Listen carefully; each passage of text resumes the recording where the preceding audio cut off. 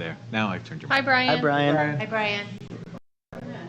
We're all a little jelly that we're not in Myrtle No, Beach we're with not you. jealous. We're not jealous at all. I am extremely jealous. I'm very. Can you feel the upsetness? Oh, Oh, you're still muted. No, he's Your not mic's muted, not but it's not working. very loud.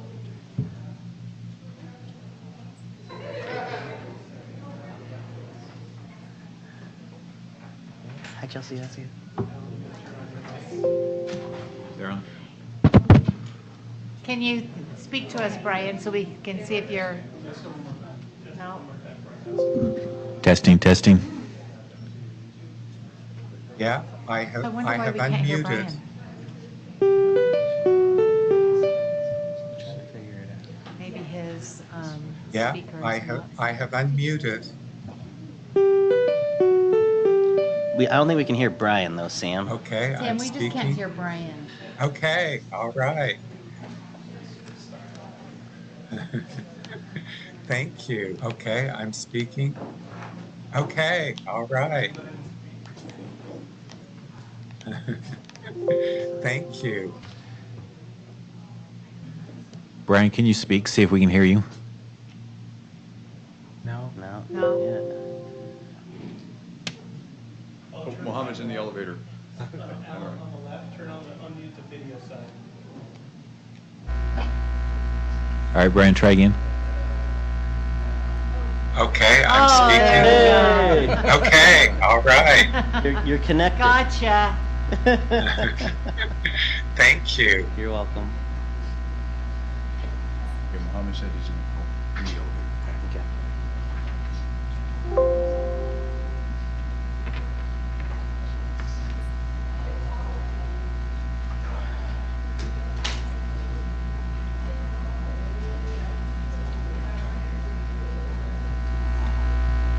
There he is. You better not be late because of that coffee, senor. Thought it was 5 times in the market. All right. Well, let's go ahead and get started. You ready, Mohammed? Yes. Okay. Absolutely. All right. Well, thank you for joining us, Brian everybody. Jensen, Welcome yes. to this Board of Education meeting on May 16th, 2023. We want to thank you for being here with us. Brian We do have the Jensen, need yes. to enter into a closed executive session, and I'll accept a motion for that right now. I move that on this 16th day of May, the Board of Education go into closed session to discuss the character, professional competence, or physical or mental health of an individual and collective bargaining. All right, a motion, is there a second?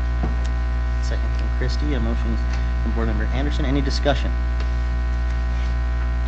Seeing none, we'll start with a roll call vote with you, Brian, if you don't mind. Brian Jensen.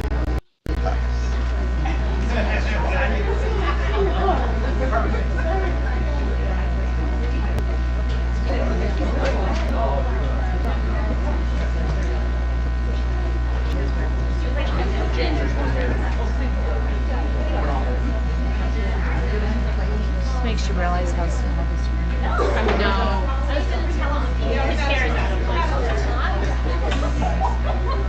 not gonna let that hear thing go. Oh, we'll scoot it.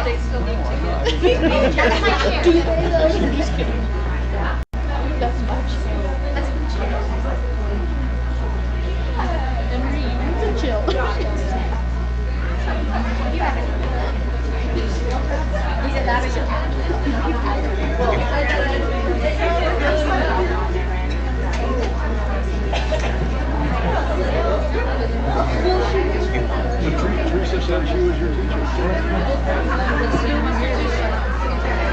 No, I'm Oh, just, sorry. I thought you were. it's all good. Okay. All right. Welcome, everybody.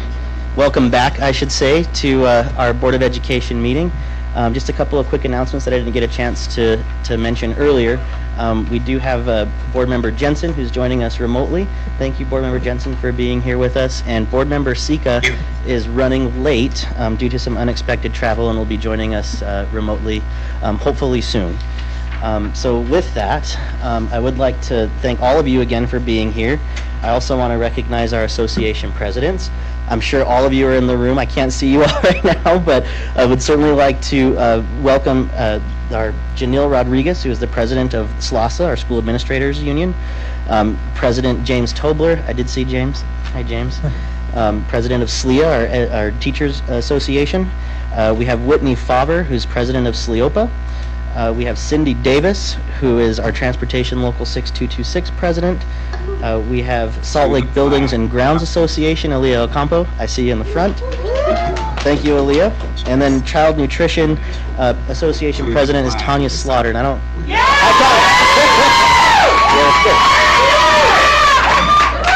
Excellent. I love the enthusiasm. Thank you so much for being here. Thank you so much for advocating for yourselves throughout the process of the work that you do every day. With that, we'll move on to the Pledge of Allegiance, and I believe Business Administrator Kersley is going to lead us. Please repeat after me. I pledge allegiance to the flag of the United States of America and to the republic for which it stands, one nation, under God, indivisible, with liberty and justice for all.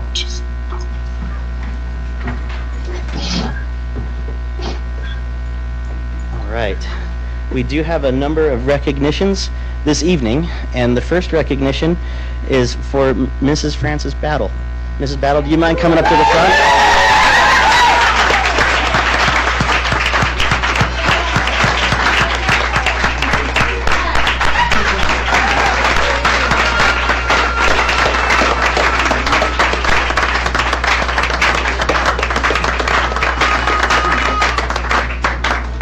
You can have a seat, please. Yes, ma'am. Thank you, Mrs. Battle, for being here with us. We are here to recognize you tonight for receiving an honorary doctorate in education upon recommendation from the University of Utah President, Randall Taylor, and the Board of Trustees. This recommendation is quite significant.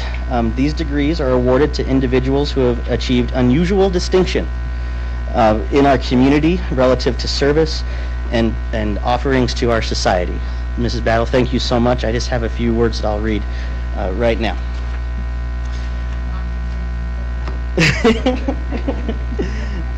Frances P. Battle grew up in Atlanta, Georgia, where her faith was cultivated at the Ebenezer Baptist Church, where the Reverend Martin Luther King Sr. and Dr. Martin Luther King served as pastor and co-pastor. Mrs. Battle moved to Salt Lake in 1975 with no intention of making Salt Lake City home. Mrs. Battle, we are so fortunate that your intentions changed.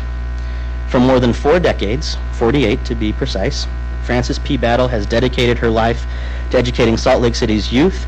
She started her career as an English teacher at Jordan Intermediate School in 1975, taught at Glendale Middle School, served as principal of Northwest Middle School, where I believe she was your mentor, administrative mentor, Dr. Bates, and subsequently to that at Bryan Middle School, where you were my principal. Thank you, Mrs. Battle. And currently works as the principal at Nibley Park Middle School. Many students who attended and graduated from the university did so with her encouragement, mentoring, letters of recommendation, and willingness to engage students, faculty, and parents in systemic changes at the school she's led. Inspired by the many students whose lives she has touched, Mrs. Battle always says it is important to remain focused and be the best that you can be. You must make choices and decisions that are in the best interest of yourself and those with whom you are engaged. There are those who will try to dim your light. However, it is more important that you carry a torch that includes respect, kindness, patience, and love for others. A strong advocate for equity, diversity, and inclusion, Mrs. Battle serves on the Pastor Franz A. Davis Scholarship Fund and Zion's Community Bank boards, and was previously on the board of Ballet West. She is also a founding member of the Salt Lake chapter of the Alpha Kappa Alpha sorority. Many of her sorority sisters are here tonight, and some who have been with us before. Joyce Gray, Teresa Mbaku, thank you for your service to our school district as well. In 2020, Mrs. Battle was recognized by the Utah Jazz as one of the team's Black History Month honorees. She graduated from Morris Brown College, a historical black college and university in Atlanta, Georgia, and earned a master's degree in education from Westminster College in 1978. She's married to Jerome Battle, the former Chief Information Officer for Salt Lake County. Mrs. Battle, thank you so much for your service, and we're on honor to recognize you tonight.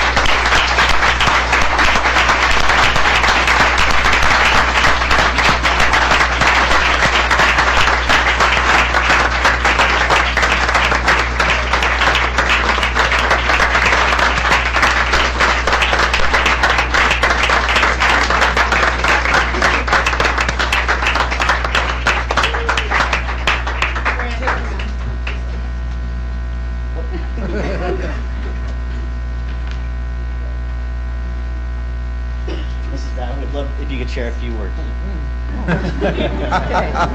Speech. Well, first, I'm quite humbled by this. Geez, I'm kind of emotional here.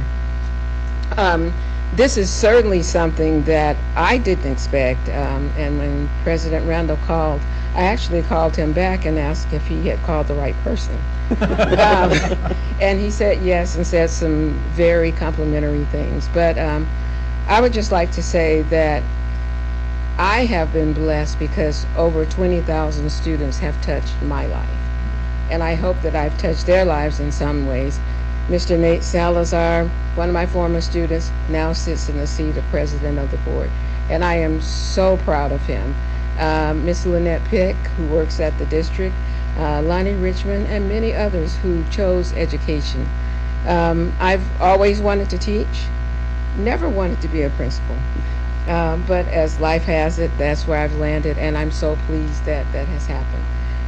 I would just like to say that my grandmother always taught me to be the absolute best that I could be in everything that I do. She said, you never can tell who's watching you, and she was right.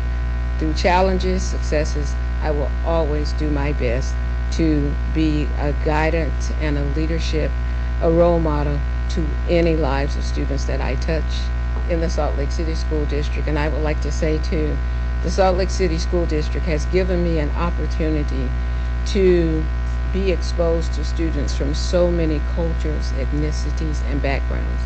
I love it. I came here for 2 years, 48 years, I'm still here, and I'm glad about it. Thank you. Thank you, Mrs. Battle.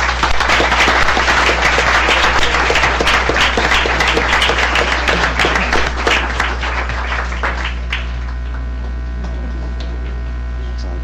Thank you, Mrs. Battle. Getting me emotional up here, too. So thank you. We have another recognition, student board member, Josiah Evans from Innovations. I believe Dr. Lisan Taylor is going to lead us in this next portion of the recognitions.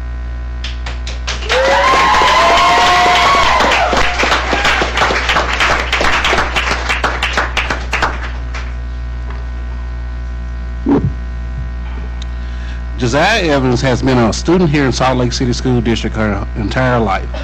And next year she will be a senior at Innovations, as well as a varsity cheerleader at West High School.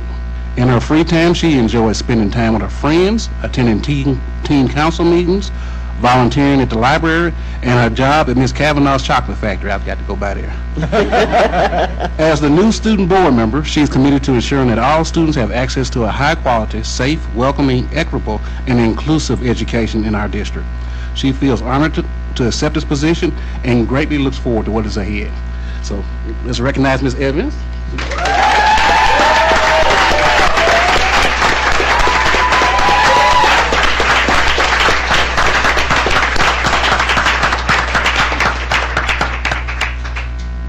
Would you like to say something? The floor is yours. I just want to say thank you for having me out here today and thank everyone who's on the interview panel, and I'm very excited to get the year started. Thank you, Josiah. We're looking forward to working with you as well. And thanks for helping out the library.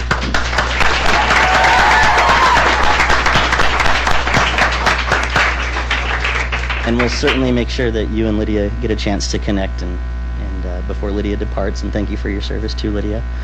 We do have a reserve student board member, Lainey Hall. I don't know if Lainey is here. Lainey, yes. Okay, there you go. I know Lainey well. She interviewed me for an article. Lainey is a junior at Highland High School, where she participates in the IB program, National Honor Society, and is on the soccer and mountain biking team. She's the news editor for the Highland Rambler and volunteers regularly with Special Olympics of Utah and Big Brothers and Big Sisters of Utah. She is a youth diplomat with the Utah Council for Citizen Diplomacy, and she loves to be outdoors and spend time with family. She's excited for this opportunity and looks forward to contributing to this position.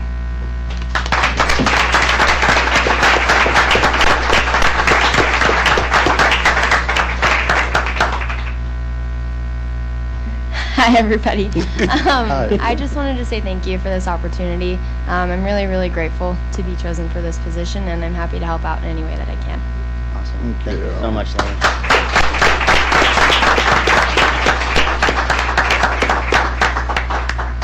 We had such a deep pool that from the individuals who are not selected, we'll be forming an advisory council that will meet once a quarter with the high school administration to help bring forward student ideas.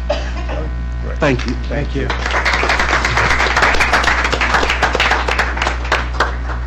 All right, moving to our next agenda item, we have the consent agenda, and I'll look for a motion from the board to approve the consent agenda.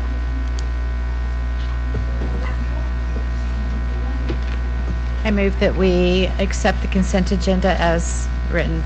Second.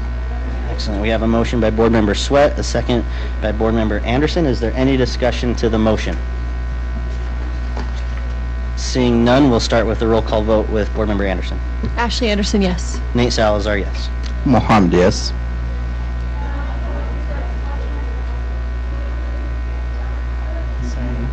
He said yes. Okay.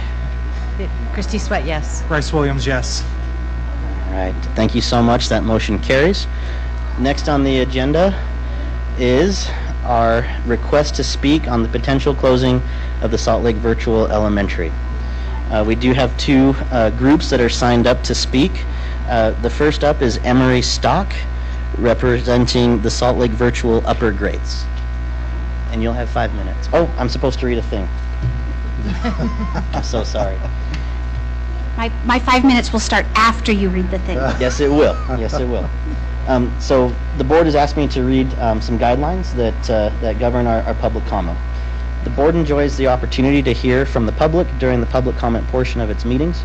Before we begin, I would like to take a moment to remind you of our board rules governing your comments. 1. Time may not be used to air complaints concerning bidding, contracts, employment, or personnel issues, to criticize or defame district employees, or to make complaints for which other avenues of redress exist. Time may not be used by employees or their representatives to circumvent formal communication channels or established grievance or negotiations procedures. 3. The total time reserved for public comment is not to exceed 15 minutes, with individual presentations limited to 3 and group presentations limited to 5. I'd also like to explain that unless the speaker's topic is already on the agenda, state law prohibits the board from deliberating or taking action on items raised during the public comment period. However, if it seems appropriate to the circumstances, I may direct district staff to follow up with the speaker on the topic addressed and discussed. The floor is yours. As elected officials, I respect your position to make difficult decisions moving this district forward. Therefore, I am here to offer a first-hand narrative describing the day-to-day circumstances in order to help you make an informed decision. As was mentioned at the previous meeting, 15% of our school population completed an online survey. I want to tell you what the other 85% were doing. They were trying their very best to fulfill their family's most basic needs, including some literally fighting for their lives in the intensive care unit. If that 85% were healthy, wealthy, and neurotypical, we would have zero reasons to keep this option available to our students. We are in the business of equity for students' educations, but there are an unusually high number of transiency issues with our population. Many are economically disadvantaged, including that transportation disparity. This and other circumstances make their options online or truancy. The supports we offer are meeting needs that a building can't, including students needing to make multiple therapy appointments weekly and being monitored at home for suicidal ideation. The synchrony we provide offers a sense of community and daily accountability. I wish we didn't have the need to fund the online program, but these are students that have been underserved because of their own unique situations. Stating they're all welcome back at any time into their brick and mortar school is just not true. Every single student I have requires an unusual amount of time and effort. This is a service. Here are a few words directly from the children. I had really bad social anxiety and nervous problems, like not knowing what people are going to think of you.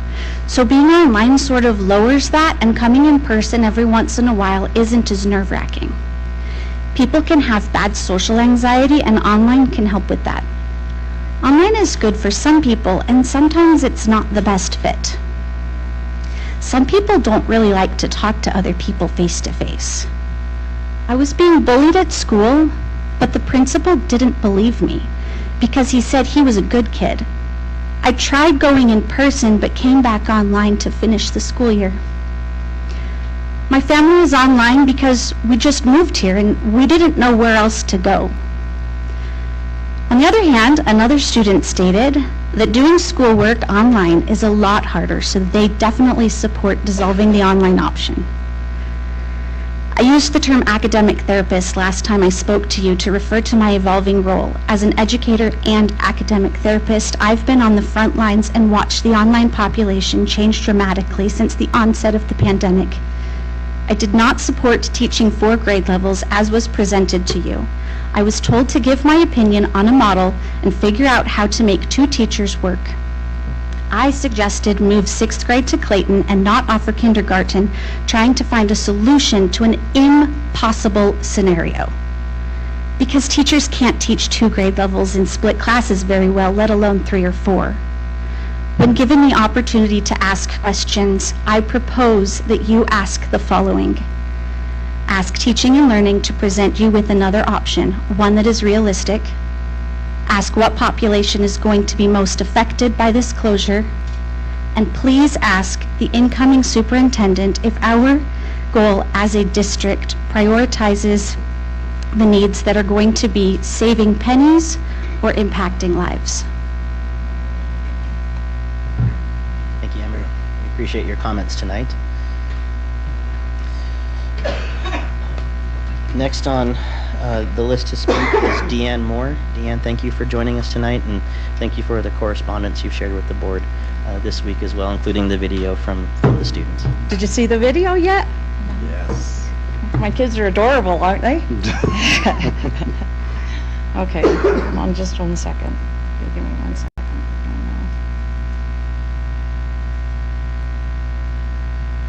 Okay. I'm just going to set my time so I know exactly how much time I have. Don't go over. Okay.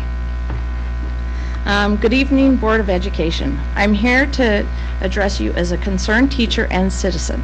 Specifically, I'd like to address the strengths Salt Lake Virtual Elementary and why it should remain open. I believe the last board meeting did not provide a fair representation of Salt Lake Virtual Elementary. Emery and I were the 2 teachers that were asked. The rest of the faculty was not asked, and they were pretty upset that they didn't get to give their 2 cents. So I'd like to give my sentiments and some more information. Let me share the thoughts of my colleagues and the things that we have deliberated. First, remote learning is not for everyone, but it is the right fit for certain students. And they excel in this situation. There's also certain teachers who have mastered the skill at teaching in this remote setting. For instance, I actually get the highest scores at end-of-level teaching while I teach remotely. Next year, this year, junior high was started online. We also have an online in high school. So with the elementary having an online, we now have 3 schools online, which is the perfect model, having those 3 schools working together. Taking away the elementary feature is going backwards, in my opinion.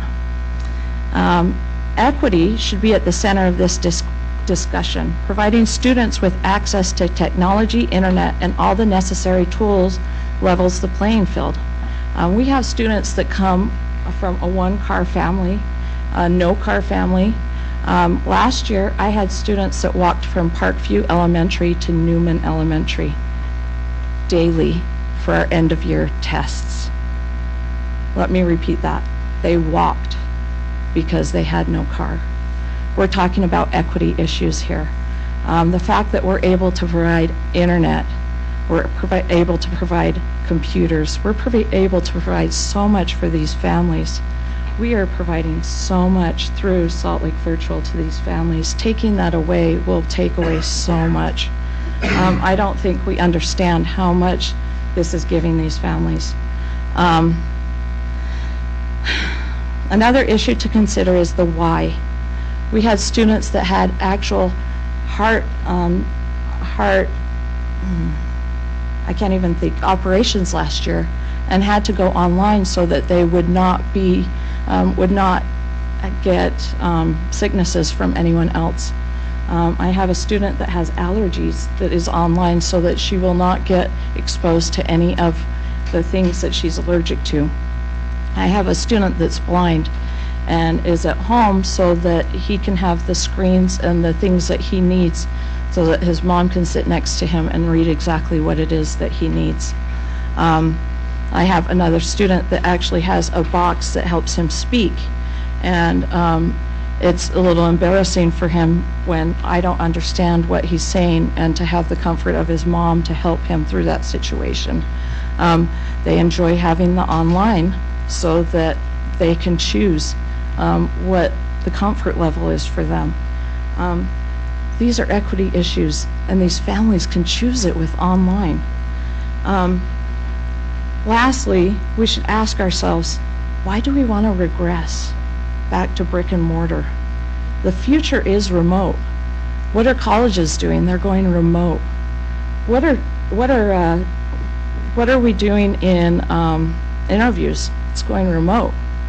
What do we want our students to do? We want them to prepare for the future. Preparing for the future is teaching them how to be an adult. Being an adult is being able to do things remotely. People are talking about AI. How much do you know about AI? Do you know how to use it? I do. I know how to teach my kids how to use it so it's not cheating. I can tell my kids exactly what to do so that they're prepared for it and how they can teach their parents to use it. We've been able to teach our kids a lot of things to teach their parents to use it. This school is a commodity that we need to keep. I would love to have you come and watch us teach before you make a decision. As the board, instead of just relying on what other people say, come and watch us. Come and see what our school is really about. Thank you very much. Thank you, Deanne.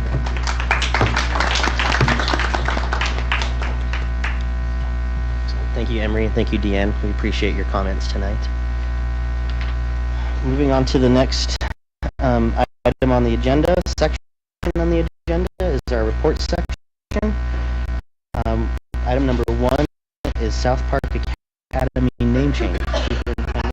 Who's going to be presenting that to us?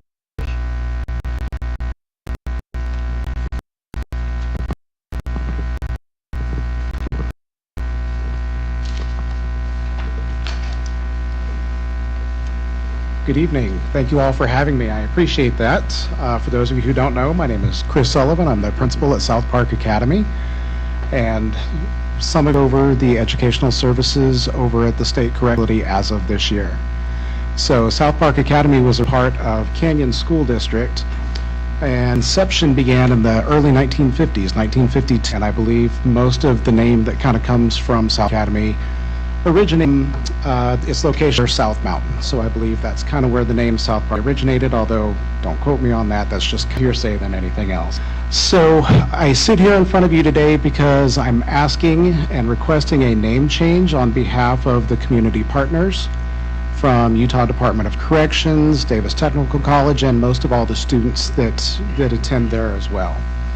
So in looking at the board policies, we decided that we would ask the students if they felt like it was time for a name change because we're sitting in a new school district.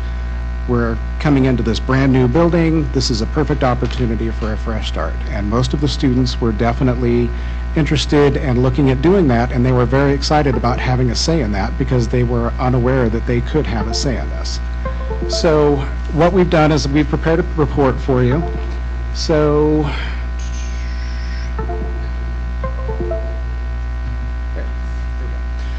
we've got 4 rationales here for the reason for the name change. So the first one, of course, we just kind of mentioned. South Park Academy was a part of Canyon School District and District, of course, before the split occurred. The inception came in the 1950s. And we felt as though, because we're coming into a new school district, we felt that this is a new start. We've got a brand new facility. We have all of these new infrastructures that are in place where we can provide a better quality education than what was ever afforded to them before at the previous building. And so what better time to start with a fresh start and a fresh name than right now. So one of the other rationales that I think is probably always the elephant in the room, and I think specifically when it was announced that South Park was coming to Salt Lake City School District, many people were asking initially, can we just go ahead and do a name change before this even begins? And obviously with board policies, that prevented that from happening, so we stuck with South Park Academy for this year and looked at the idea of exploring a name change. And many of the pop culture references, unfortunately, really kind of stigmatize our students as they leave that particular establishment and they re-enter the communities. So as you can imagine, many of our students are already part of a marginalized population, and so being a part of that marginalized population as they re-enter the communities, you can imagine coming out and handing someone your transcripts, trying to apply for a job, and they say, okay, great, what's your education, where did you go to school? And of course, you hear the snickers when they see the transcript that says South Park Academy. You can imagine the questions that already come along with that. I know because as principal, I get those questions a lot too. So you have to roll with the punches, you have to have a sense of humor, but unfortunately, it doesn't always happen, and sometimes if you're catching people on a bad day, it's not a good thing to do. So that's definitely one of the other rationales why we wanted to make sure that there was an opportunity for a name change. The other thing that we wanted to discuss, this is an opportunity for our students to feel a sense of pride and a sense of joy. And the idea that we can kind of change a name, and instead of having someone kind of snicker at them, we can instill a sense of hope and a sense of pride with that. So with that, this is why we sit in front of you with this report talking about a name change. So as we began to do this, we started looking at some of the potential impacts that could happen. One of the beautiful things, because we are inside the Utah State Correctional Facility, there is no building other than the Utah State Correctional Facility. There's no signage changes. There's nothing major that we have to do as far as buildings as grounds is concerned. So probably the biggest impact that we have is really more on our online space. So we have to look at databases and how it affects our databases. So Salt Lake City School District obviously uses PowerSchool as their student database, but since we are adult education, we typically do not use PowerSchool very often, although it does occur. We do have several who are served through IEP services that we do enlist in PowerSchool. In talking with Sam Quantz, we felt as though this is something that we needed to address. Sam was very forgiving, and he basically said it's not that difficult to change the database. We can easily make this happen. There are no issues really associated with that one, especially as little as we use PowerSchool. The other database that we predominantly use comes with the Utah State Board of Education, and that is the Utopia system, which is their student information database. So in speaking with Adam Little, he has specifically said if we were going to move forward with it, we initially talked about it doing it here, but Adam definitely advised against that. He said it would just cause too many problems with transcripts. He said if you were to move forward with it, it would be better if we went through the entire year of South Park Academy, and then hopefully at the beginning of next year, we could make a change and look at something different.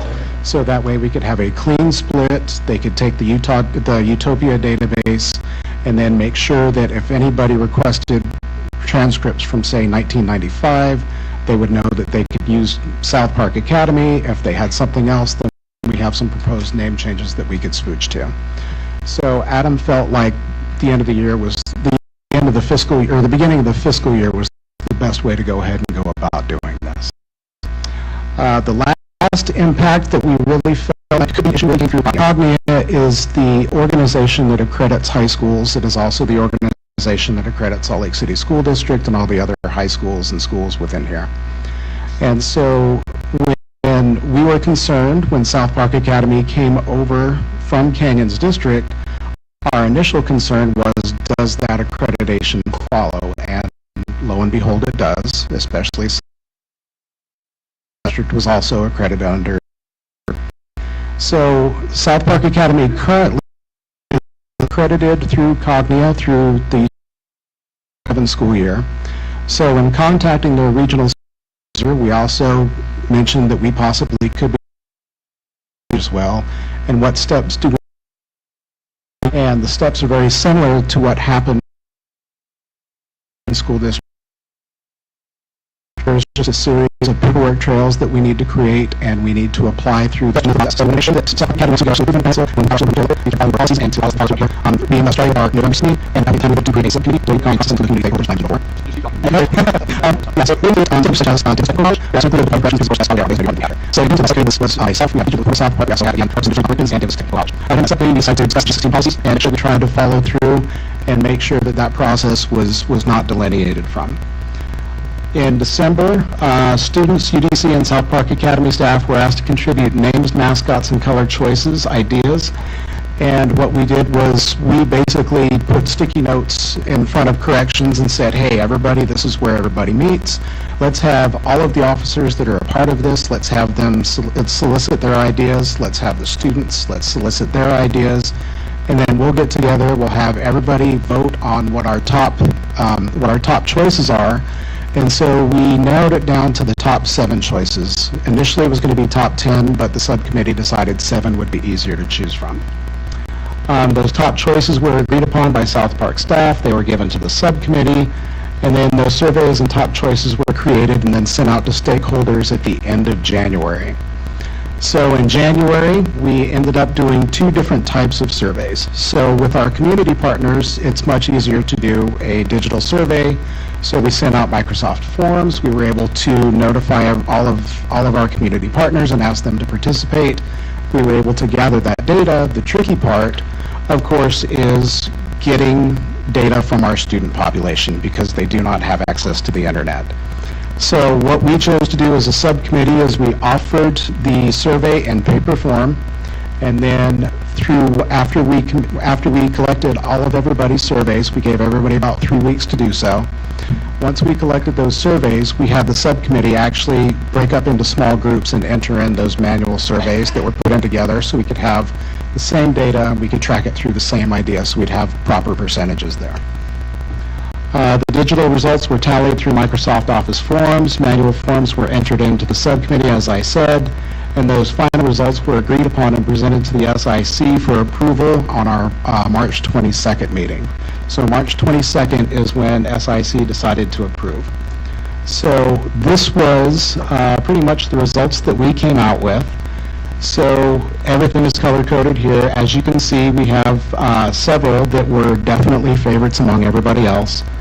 The number 1 vote getter, of course, was Skyview Academy, as you can see in brown there. The number 2 vote getter was the purple that you can see right there.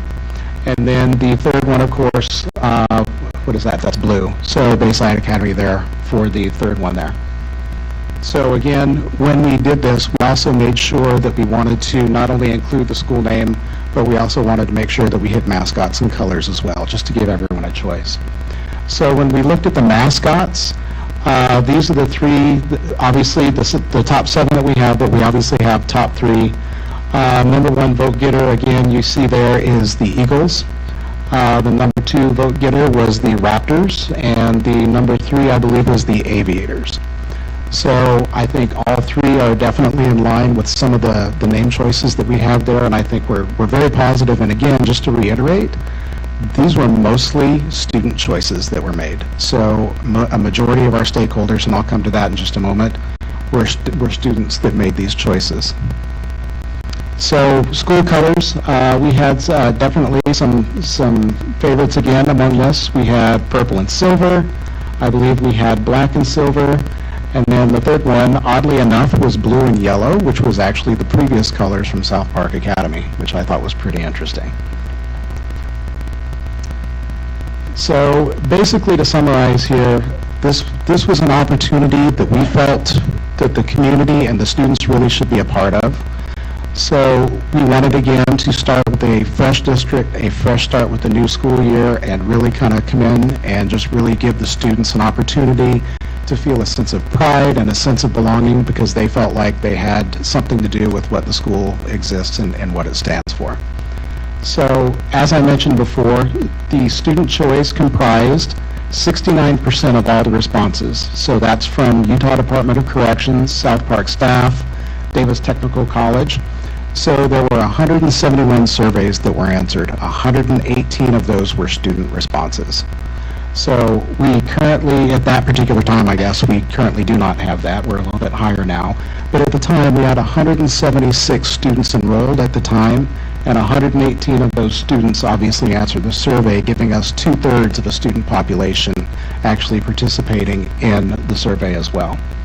So SIC again approved the proposed name changes.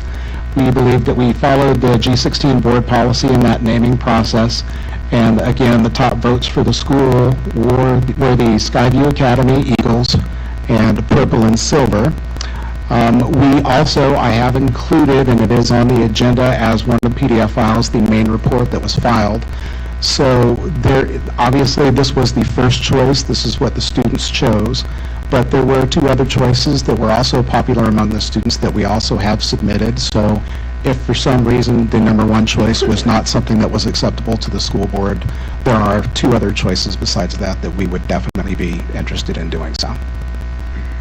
Thank you so much, Chris, for joining us tonight and presenting all of this information and your process that you've gone through with your stakeholders and students at the correctional facility at South Park, currently named South Park. As you know, it's on a report agenda, so we won't be making any decisions tonight, but I would love to open it up to the board if there's any questions that y'all have for Mr. Sullivan. Thank you so much for bringing this, because first of all, really great job on the details, on everything that we need. And also thank you for representing the marginalized communities who usually are not thought about. Absolutely. And yeah, so it looks great. And President Salazar, do you think we can move it to? Per our policies, we can't move it from a report to a decision tonight. But I think if the board is willing and comfortable with it, that we could see it on an upcoming agenda for discussion or an action agenda item. That would be great. Awesome. So are there any other questions for Chris tonight? Chris, thank you so much for joining us. This is great information, and really appreciate you, and we'll look to have you back soon. Thank you again for the opportunity. Thank you. All right, moving to our next report, we have the inclusion resolution update. Superintendent, would you like to start us off? Please.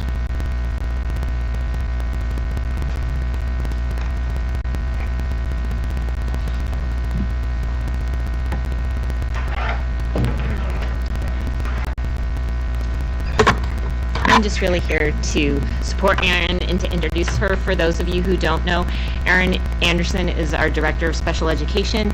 She took over this position about a year and a half ago, and she's here to give an annual update on the Inclusive Schools Resolution. For our new board members, this is something that the board originally adopted in April of 2020, and then it was reaffirmed in February of 2022 by that sitting board. And so I'm going to turn it over to Erin to go through her update of what developments we've made in expanding our inclusion opportunities for our neurodiverse students over the past year.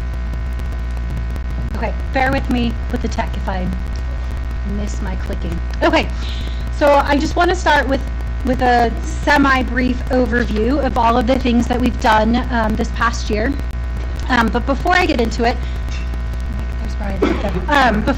I want to talk a little bit about some of the language that I use and how I will frame and reference our students. Because in my personal philosophy, we are all gen ed students first. So I'm going to talk a lot about our students because they're all our students. And so something to keep that in mind, that as I reference and frame this out, there will be a lot of like our students because they're all our students first, neurotypical, neurodiverse, they're all our students, and we are working really hard to build that community and that paradigm shift that no matter who walks through our doors, we welcome them as they come and support them as they are. So I want to talk about that. So that is really important. We are going to use, or I'm going to use, collaboration and co-taught kind of synonymously this evening, so that when we talk about a collaborative classroom or a co-taught classroom, the idea is that we have numerous adults supporting students with their learning and their needs to access their environment. Okay, and then some other quick before we get into the actual presentation. We worked really hard in prepping for this school year with professional development, both for administrators in Admin Institute and our teachers. And so our teachers had asked for additional support in what does collaborative, what does co-taught classrooms look like. We provided that. We walked through reading IEPs and supporting that so that they have access, so all students have access in all locations.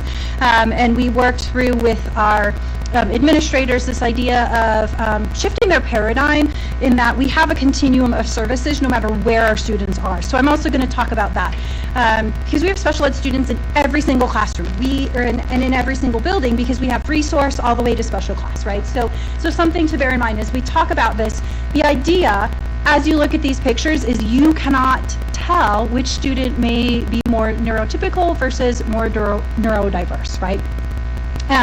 So some things to think about with that. And then as we've gone through the school year, my consultants, myself, Shyla Poye, who's my coordinator, we've worked with individual schools as needs have arisen, as they've wanted to expand and work to include different aspects. We've done a lot of work with that to, again, work on what does this look like in your continuum, what can we offer for students to access so that we are creating a community of learners no matter where we're at within our buildings.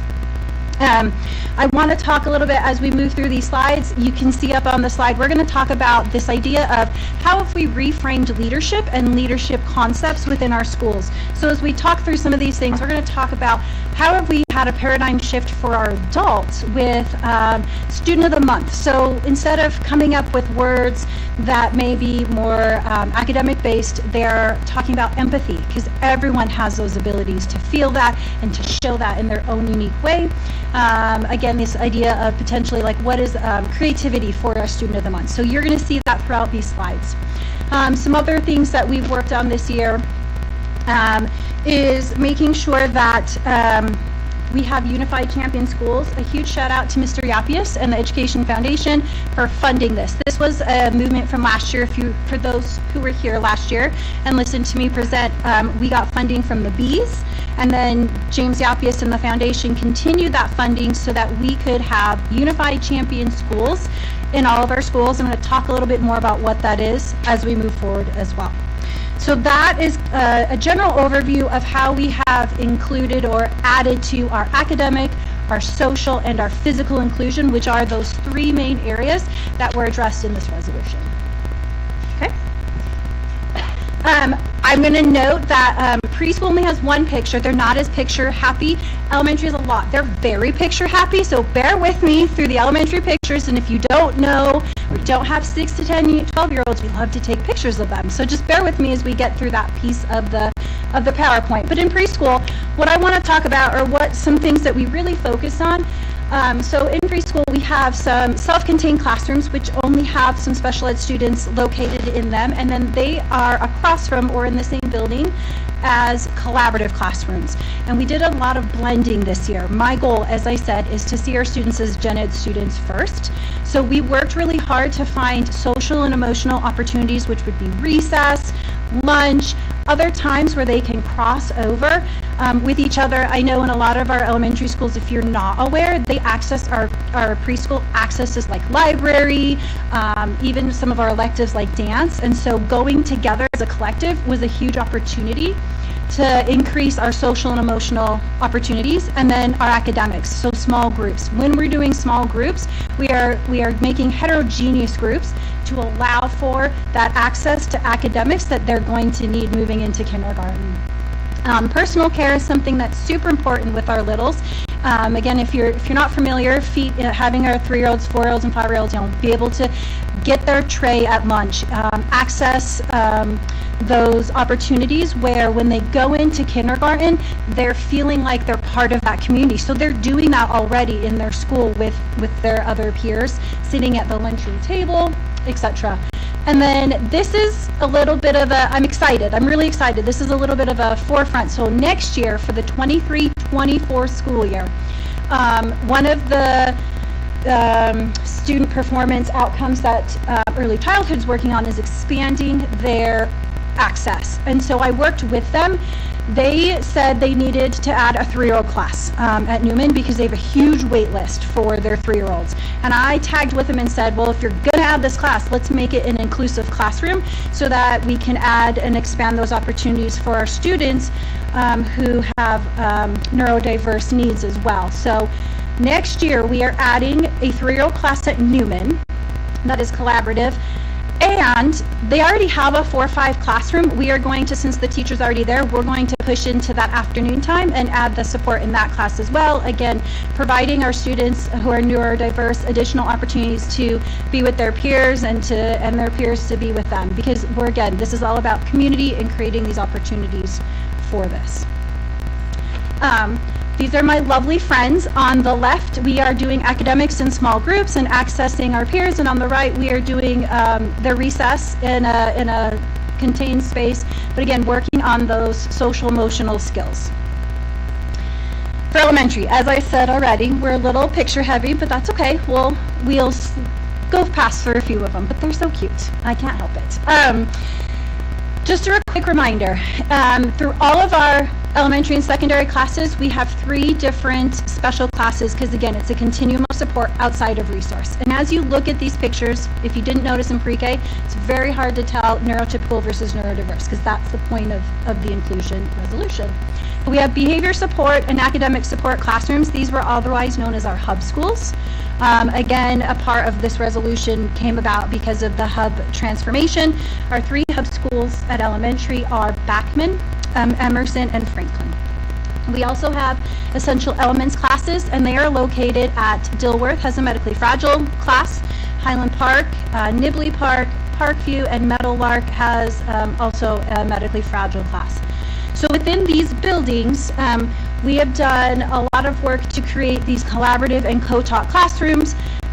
Again, this is about authentic opportunities, and so I'm going to talk about these pictures a little bit more in depth because we are creating authentic opportunities to access core classes, small groups of math or reading based on need and supports, English language developments happening. We have you're going to see some dance going on, just all sorts of opportunities.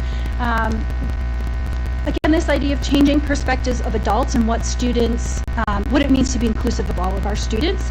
And then last but not least, we're going to see in this first slide and a couple slides in, this idea of our unified champion schools. So in this very first slide, you see the students standing in front of their inclusion resolution banner. This was provided to them and is a support of Unified Champion Schools. Really quick, just a quick, what is this? There's so much to this program. And And you can do multiple things. You can do a word a week, you can do a word a month, you can just talk about inclusion during Inclusion Month, because there's actual Inclusion Month within the Unified Champion program in the United States. So they made a pledge to do that, but they chose a word a month, and we'll see that. And then you've got our students accessing dance with Brian Berry. In this picture, we have our reading buddies joining their peers, and I thought this was really important that we are, again, working to provide a paradigm shift in access. So this middle picture, we have our students who are accessing their peers through communication within the skill set that they are working with, so that we have pictures instead of having to print, so we're still communicating, and you can see some communication devices so that our students can access that social emotional piece of one another as well as the instruction. In this picture, you are seeing science in a collaborative classroom. These are Essential Elements students along with their gen ed peers. You're not sure which one's which because you're not supposed to be. We have accommodated and adapted the materials that they're working on so that they're accessing core at their level, and they are able to have these science conversations with their peers wherever they are in the building.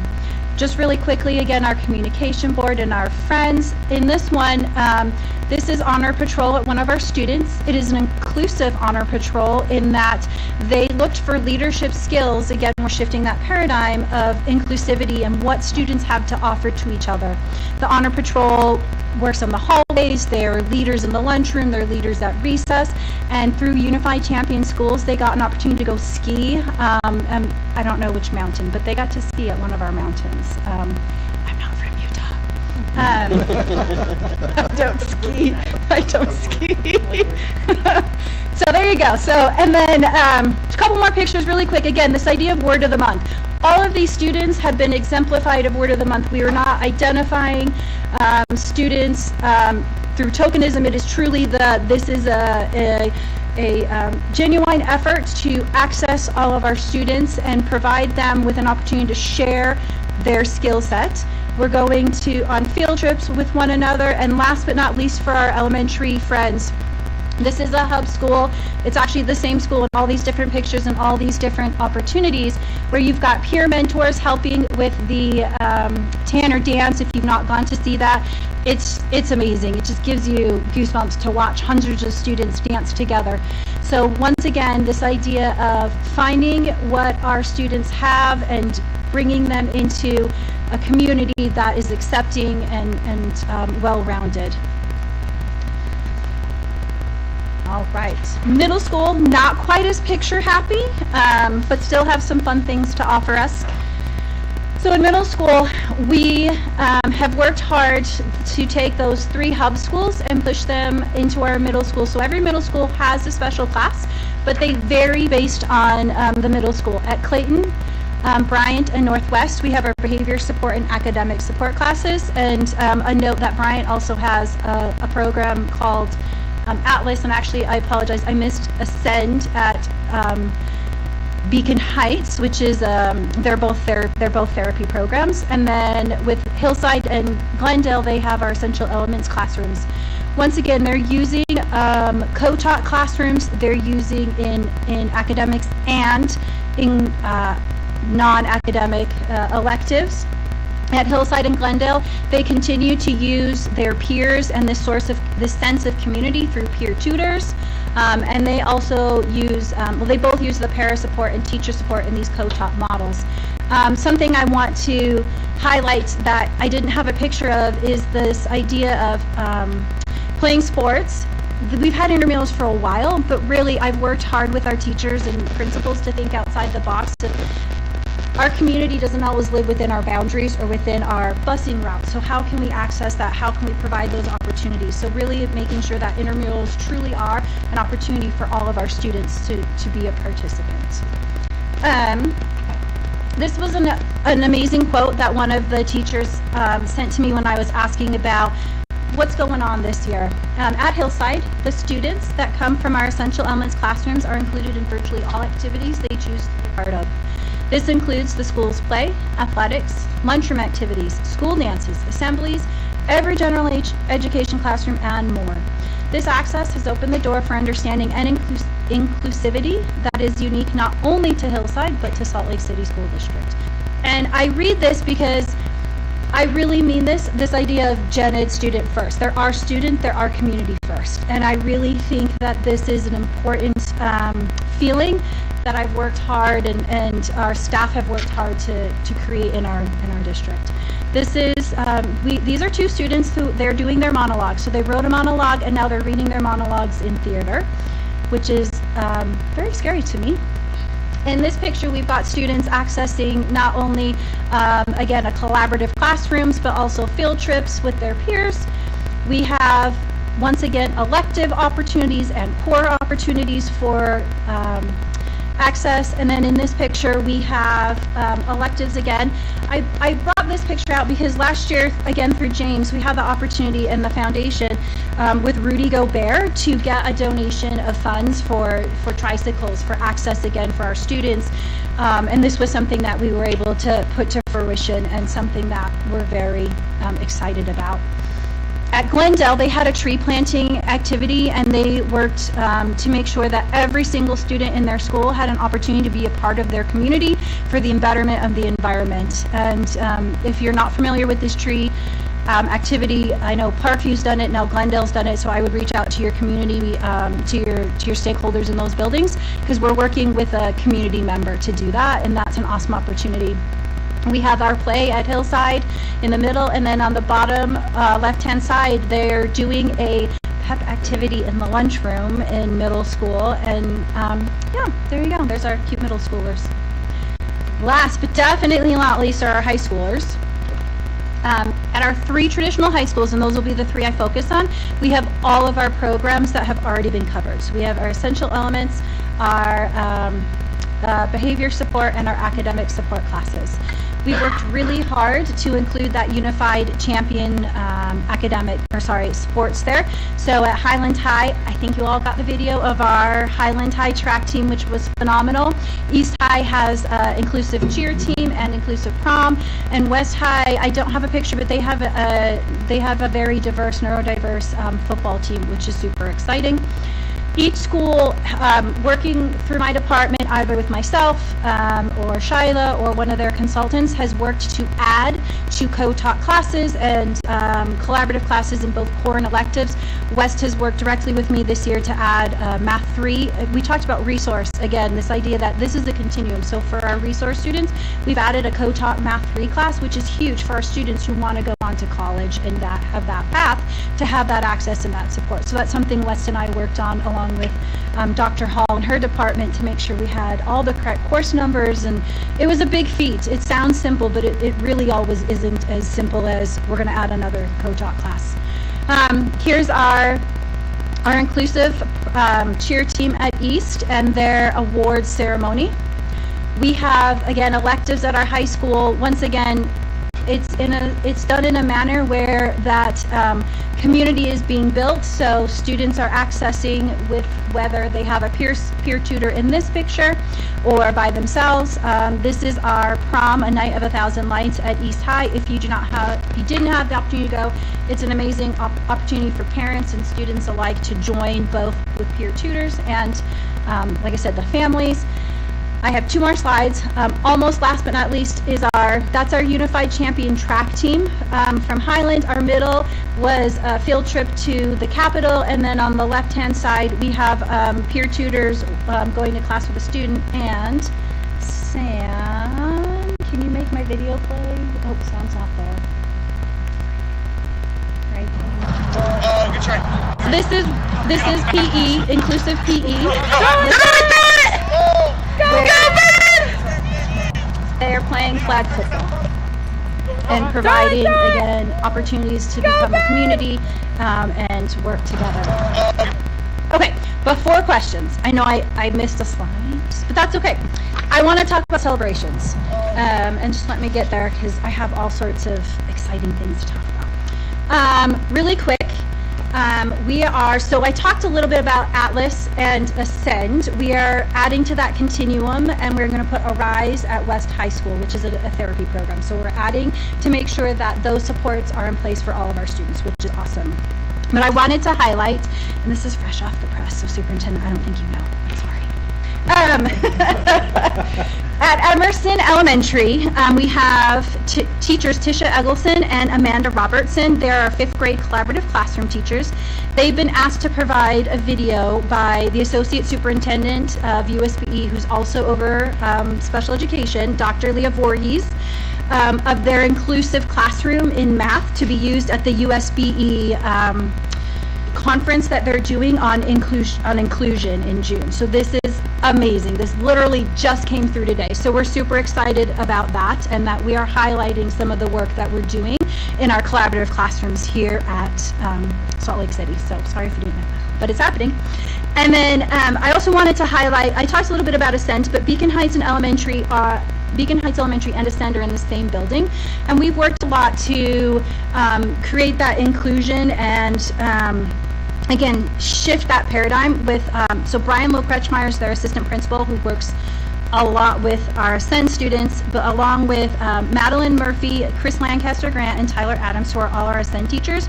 We worked really hard this year to provide additional opportunities for our students to be with their peers, whether it's going to PE, going to music, even going to some classrooms for academics when that is appropriate. But this last week, our kindergarten students in Maddie's class went with the other students at Beacon Heights to the zoo, and they got to make tie-dye shirts.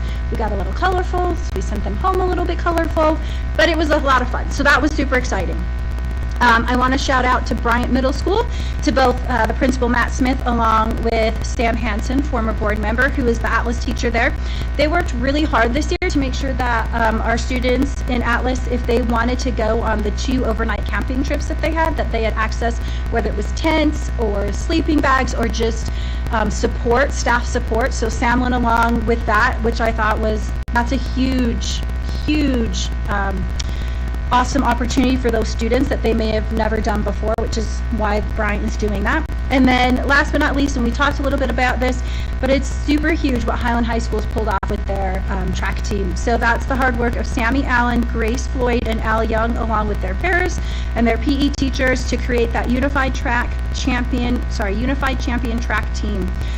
Again, this is all to provide these opportunities to access and have equitable opportunities for our students. So, there you go. Thank you, Erin Anderson, so much for the presentation, and I'll open it up to the board for any questions that you all might have.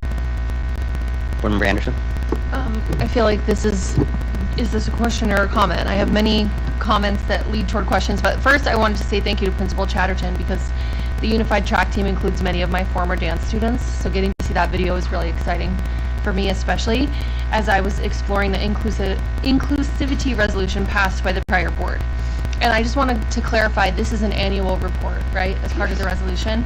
So in thinking about it as an annual report and what we might look forward to next year, I would be curious about some of the data behind these exciting programs that we're highlighting. So for example, what percentage of students with IEPs at a school are participating in the programs? That would be something I'd be interested to know.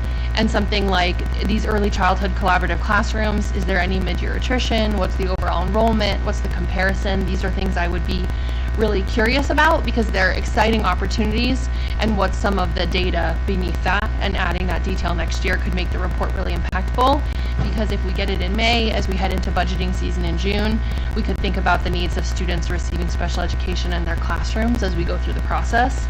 I did also want to mention that, as Erin pointed out, rightly, special education's in every building, because we have resource classrooms all the way to essential elements and behavior units. And I think next year we could present more about behavior units in particular. That's a topic I hear a lot about in my precinct, as we consider the best model for ongoing services. There's a lot of students who are largely more affluent in my precinct who engage in programs with partners like Teen Scope instead of our therapeutic programs. So I think we could all, as a board, make the effort to learn more about what inclusive programs we're offering in that area, and how leveraging partnerships could deepen some of these opportunities that Erin was able to highlight. So again, not super a question as much as knowing this is going to happen again. Those are some of the things that might be really helpful, and I appreciate the report. Thank you. Board Member Sweat. So thank you, Ashley. Half of my questions I can now mark off because she hit all the same things that I wanted to. Erin, I think that the first things I want to say is I want to hit three things. I appreciate the professional development that you're doing. I think it's important, because it provides your school teams with the information and the resources and the pedagogy that they need in order to help those students be successful. I think that it was obvious that you are building access and opportunities for students. And like Ashley, it just makes my heart beat really fast to see what's happening over at Highland, because I've been able to see, some of those things, but also been able to participate and watch, not participate, but to watch some of the other things that are happening in our school. So I know that, across those different educational settings, it does look like that's what's happening, is that you're trying to do that.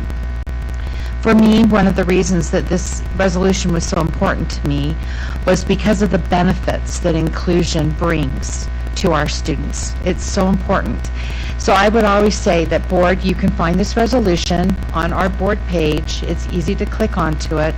And as I have every year look at, those resolves, it reminds me that it is something that, as Ashley pointed out, something a previous board did, but that we should always look at every single year. Because just because those words are there now doesn't mean that we don't need to that we need to change them or make sure that they're more relevant to what's going on, or maybe there's a specific thing that we want to have put in there. Because I do think we need data. I think it is important for us to see, how well things are going, and it is exactly as Ashley said, a time during our budget that if there's something that we can look at, then we need to be able to do that on a data-driven decision-making process. I think that's super important.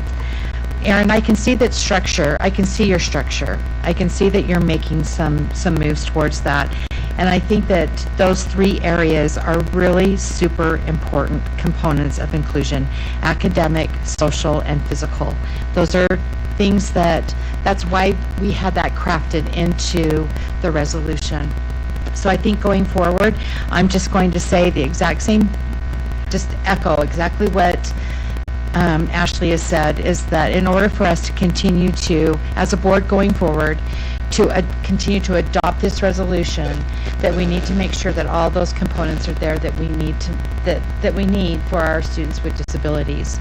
And that for me personally, going forward, knowing that my time is not forever on this board, that I hope this resolution always stands and that the board always looks at it and continues to decide what's our next steps, what are the things we need to include, what are our expectations. So I just appreciate the information that you've given us tonight, and want to say that thank you for paying attention to the resolution, but at the same time knowing that we still have a lot of work to do and that it's not perfect. We know that there are still students that need services and need their IEPs looked at all the time, and we need to make sure that at the schools that things are being done the way they need to be done in order for those students to be successful.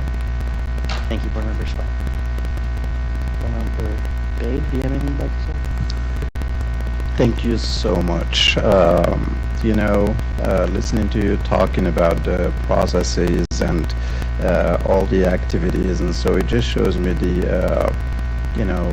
you being very genuine and you enjoy what you are doing, and to me that's on its own is sufficient to know that we have a lot of work to do. But it just shows, your commitment to those little kiddos whose voices cannot be heard, and it's easy to be forgotten about, But I really, really appreciate that. I have, in my family members, a kid with a Down syndrome, but, the genuine smile. Or a genuine rejection of something, I wish us as adults will just be like that, but we think we are smart, but we're not really. So, and I just want to say thank you, and I appreciate that. And I also echo what my fellow board members said about the data. because we want our community as well to see, that there are concrete evidence showing that we are heading in the right direction. What it used to be, where we are now, and what are we looking into, seeing in the next future. So thank you. Thank you, Board Member Bade. Board Member Jensen, do you have anything you'd like to contribute? Well, I do appreciate that we have the resolution. I guess as I was viewing this, I was just reflecting on my experience in the classroom. I really think that it's valuable that you have these collaborative and co-taught classes in all of the schools. Those children and students, they provide a lot of learning opportunities for all of us, and it's wonderful that they're able to be participants in the classroom so that we can learn from that. They're able to be participants in the classroom so that we can learn from I really appreciate your all the work that you've been doing, but especially your emphasis on removing transportation barriers and ensuring the other obstacles children may face to participate in these programs are removed. I think I echo the idea that data would be valuable, and I think especially data on what types of students are or what students from what backgrounds are participating, and maybe what students or what backgrounds are not being represented in these programs going forward. I would be interested to collect. Vice President Williams? Nothing additional to what my colleagues have said, but thank you. Thank you, Aaron. I think the only thing that I would add with my portion to speak, one, I love to see that peer tutoring is alive and well. I know I've shared this a bunch of times and haven't had a chance for a while, but I took full advantage of being a peer tutor at East High School, and I can't tell you how impactful those relationships were to me and have been to me. Even at Mother's Day brunch this Sunday, ran into a former peer from my time at East, and to have that kind of connection and the level of empathy that built inside of me, I think is so invaluable, and I think it's something that all of our students could learn from and gain. Not to echo a whole lot, but I agree with all of my colleagues here tonight. I think the thing that's on my brain is, you've been in this role for a year and a half, all under the guise of this resolution. I would love to know what some of the gaps are that you're seeing. How can the board and the district be more supportive of not only you and your role, but all of our special education teachers and the needs and gaps that they're seeing, and how filling those needs and gaps, Alan, plug your ears, would benefit students. How do we move the needle on creating even more inclusive environments? I know we've acknowledged tonight that we're not perfect, we're not completely where we want to be, but from your assessment, from your lens and your vantage point, what would get us closer to that in the next year, by the next time we review this resolution and adopt it? I can answer some of these really quickly if that's okay. Please. So I'll first start with for looking forward. I want to continue to broaden our Unified Champion Schools. It talked about this idea of inclusivity. It doesn't just need to be our hub and essential elements buildings. This can be all of our buildings. So something to think about moving forward. We have an inclusion specialist who I apologize, Martha Beach did not shout out. She's been amazing at all of our Unified Champion stuff. She has been my front runner in working with Unified Champion Schools to make this happen.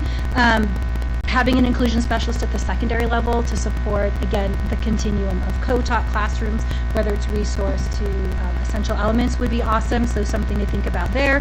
And then I came with a huge ask this year, and you were gracious with 30-hour paras for our buildings, but continuing not only to fund that, potentially to look at some other ways to allow for that, to break down barriers again of, if it's an after-school program and I need that additional support, where is that coming from? So that has been an ask moving into the spring with staffing that has come my way. So those are three basic asks that I would come with. As far as data. I would love to provide some data in looking at things systemically. We want to be really careful though, because our SPED population is small. And so as we start to really drill into some of these like potentially backgrounds, we have the worry of our T-scores being really small, our data sample being too small, so they're actually identifiable. So I'm very much excited to provide you what I heard. Just this is what I heard in data that I can see coming forward. Like how many peer tutors are in our programs in middle school, high school? How many co-taught classes are we offering in middle school and high school without potentially diving into some of those identifiable data sources that we don't want to bridge into. So if that's something that you want 100%, like I can even just send that out in an email after this meeting, and because I can pull that data that we already have. Does that make sense? And if there's other data points you would like me to look into, please ask. But I want to be very cognizant that in our hub schools, when there's one 5th grade classroom that's a collaborative classroom and you're like, how many of this and this, we're going to be giving identifiable information that we don't want to share in a public setting. So just think about that as you're asking for data moving forward. It's not that I don't want to be data rich in anything that we're doing. I just need to be very cautious about the types of data we're sharing. Thank you for protecting that information for us. Board Member Spy, I believe you had another question. There was just one, maybe more of a statement. I think that when you mentioned Dr. Voorhees, Leah Voorhees, you know, she used to be a school board member in Jordan School District. And I learned so much from her and appreciated the knowledge and that she was always able to share. But also we have great resources here in our district. You know, I think Ms. Kendall, you know, is very well versed, you know, in special ed law. And then also, you know, going clear back to Randy Shelby through Shelly Helverson and now through Aaron, you know, being able to say, you know, there are some really great resources that we have. So as we move forward and we're looking at this resolution and we're looking at some of the things that Aaron's talking about, to let's pull from some of those great people, you know, to look at how can school board members really be an active part, you know, in our students with disabilities, and looking at those resources and where best, you know, to place them. Thank you for sharing that, Board Member Schlett. Superintendent, anything that you would like to close on? Thank you. Thank you so much, Thanks, Aaron. Aaron. Thank you, Christina. All right, the third report in our report section is elementary and secondary school emergency relief update, an ESSER update. I'll turn the time over to Business Administrator Kersley. So the exhibit that's attached to the agenda is an update of our current ESSER relief funds. Not this one yet, Frank. We'll get to that one next. What's not included, any federal relief funds that are spent and done are not included in this report. So it's just current ones that we have available to us. The first schedule is what's called ESSER 2 funds. You can see our total grant award for ESSER 2 is $17.7 million. As of the end of April, we have $2.1 million left to spend. Those funds expire the end of September 2023. We are on track to fully spend those resources. According to the plan. The second page, ESSER 3. So those that were on the board when ESSER 3 was released, remember we, part of creating the plan and the application to the State Board of Education was to solicit public feedback on how we should use those funds to address the needs presented by the pandemic. Dr. Hall created a survey that went out to all of our constituents, and we collected that feedback, and through that feedback we built the plan that was presented. I believe it was in the fall of 2021, I believe. Don't quote me on that, but it was in the 2021. That's fall. So this schedule kind of shows, you know, the budget that we had built in that plan, and then showing where we spent our funds. So for ESSER 3, the district received an allotment of $39.9 million. And as of the end of April, we still have $26.6 million to spend. Now, part of that is we're spending the money that expires first, which is ESSER 2. As we're nearing the end of that, we'll really focus on these ESSER 3 funds over the next year. The key being they end September 30th, 2024. So whatever we do has to be kind of one time or stuff we can then pull back. I just want to let our principals know one more year, and then we have to figure out how to pull that stuff back.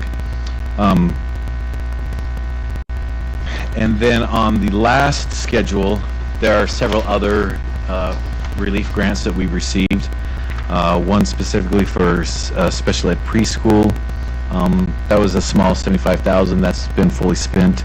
Then we have specific for SPED, $943,000. We still have $243,000 of that left. We have a homeless, specifically for homeless services. We have received a total of $342,000. We have $144,000 of that left. We have some after-school funds, $1.1 million. Still have $789,000 of that. And then our summer learning, we had $67,000 of that, and we have $57.9 left of that grant. So that's just a brief review of where our ESSER funds currently stand, and we will continue to monitor ESSER 3 to make sure we spend appropriately accordingly, and use those funds to help benefit our students. Thank you, Alan.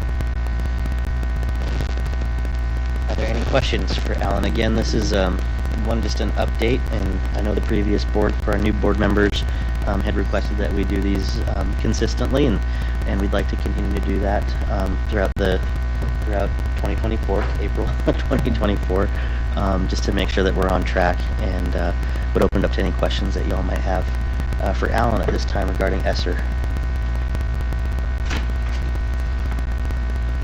Christy, are you going to start us off? Don't always make me do that. All right. Well, I go for it. I'm always worried about the salaries, and how but you're giving the warning bell. And there are contract salaries paid out of ESSER, but every one of those is a 1 year or limited year contract. Right. So the employee knows these funds are only available till the end of this. For the end of it, right? I mean, so they're not considered provisional. They're 1 year contracts. Correct.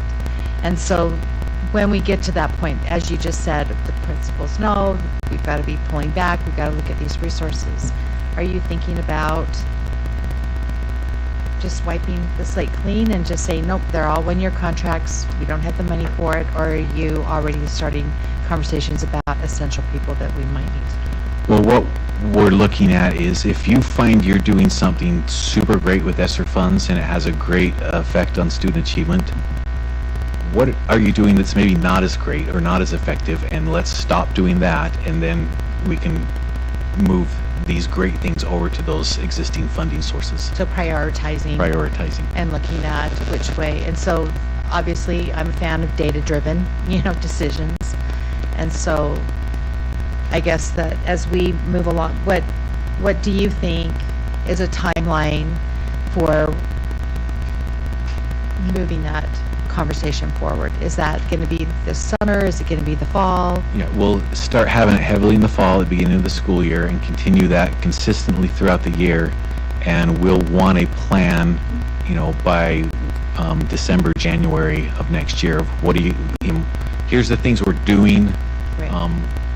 If it's a school or a department that says I just have to have this, okay, what are you going to give up to keep it? In order to keep it. Yeah. And just to be clear, these funds are not rollover funds. They have a hard end date. If we have anything left, what happens? It goes back to the federal government. Back to the federal government. Okay. Thanks. Thank you, Board Members. Similar, and I think you covered it.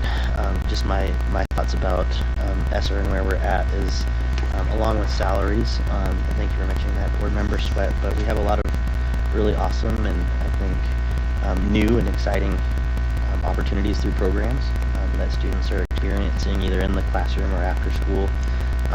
Would a similar process be in place for identifying things that we would like to keep or things that we would want to let go of, and what's our plan to make sure that we're doing that succession planning or that letting go of in a meaningful way? Yeah, and we've really been focused on, like Board Member Sweat said, the data. Where's the data? We've had these ESSER funds for 3 or 4 years now. Where's the data that says what you're doing is having a positive effect? So we start, that's when someone asks, that's the first thing we ask is where's the data that says this is a positive effect? And then we just move down from there.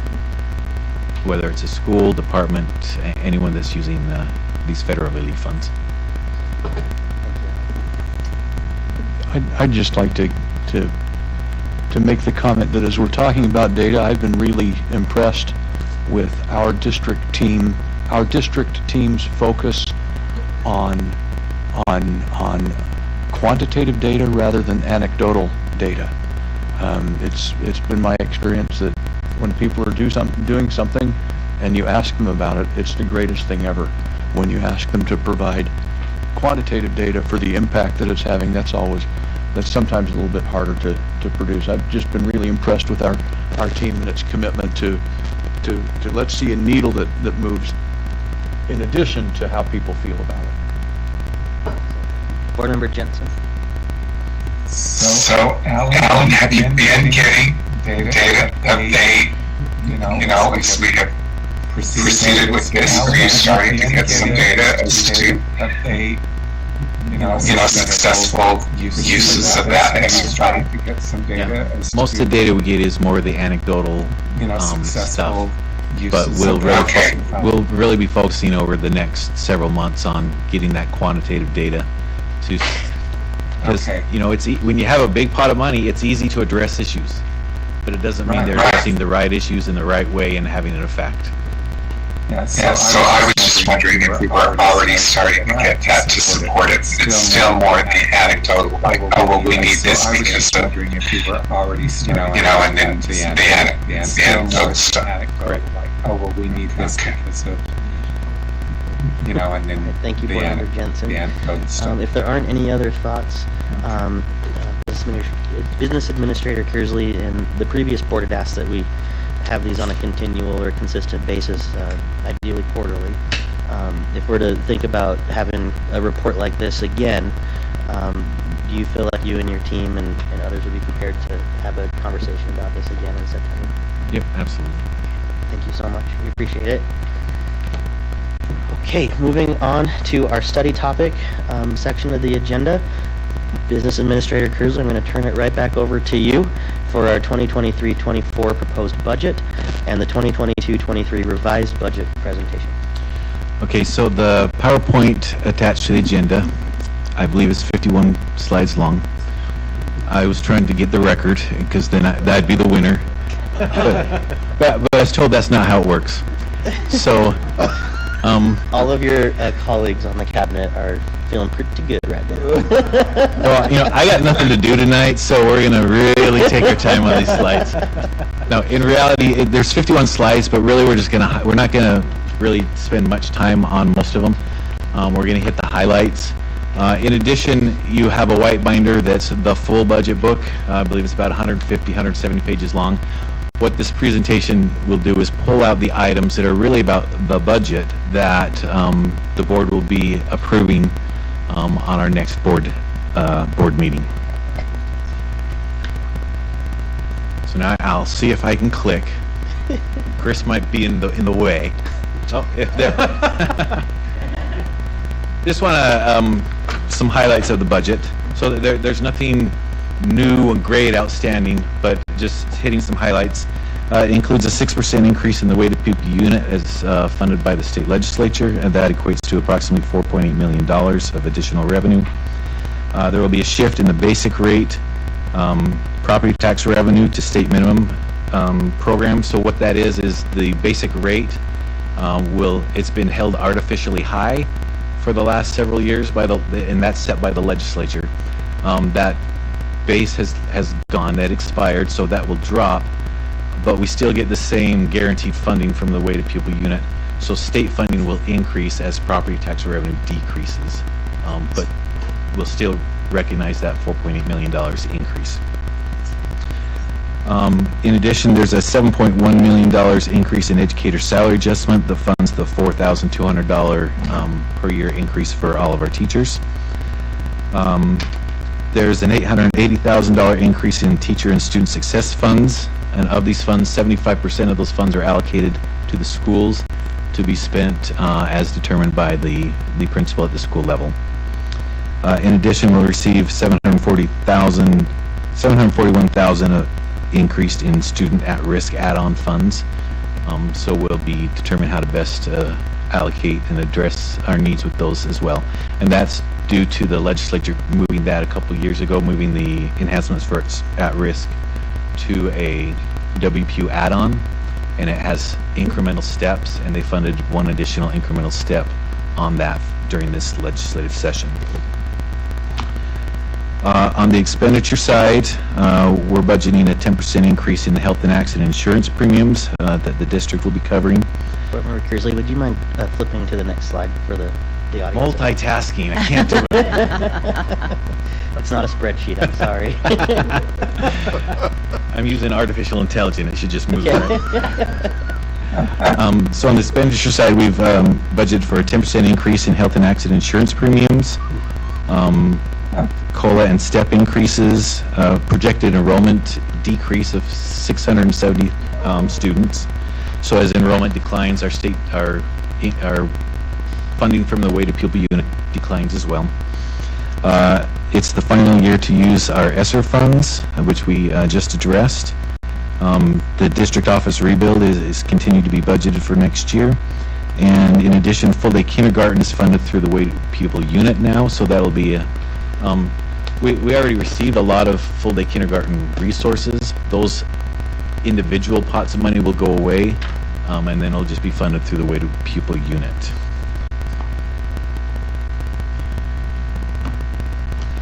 Now this is your eye test. I enlarged mine. Yeah. So this is a sheet, and on the sheet you see up in the right-hand corner, see page 44 of the budget book. So this is just a schedule pulled right from the budget book. What this is, so this is called all government types. So if you want to look at the district as a whole, all of our revenues, expenditures, this is the schedule that you would look at.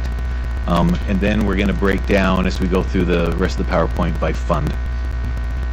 So our total budget for the 23-24 year will be revenues of $358 million, expenditures of $411 million, and we don't have enough to pay the lights.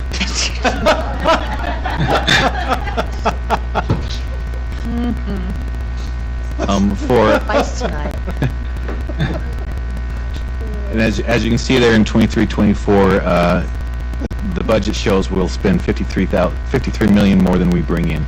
Now, as we delve down into the funds, I'm going to address that a little bit more.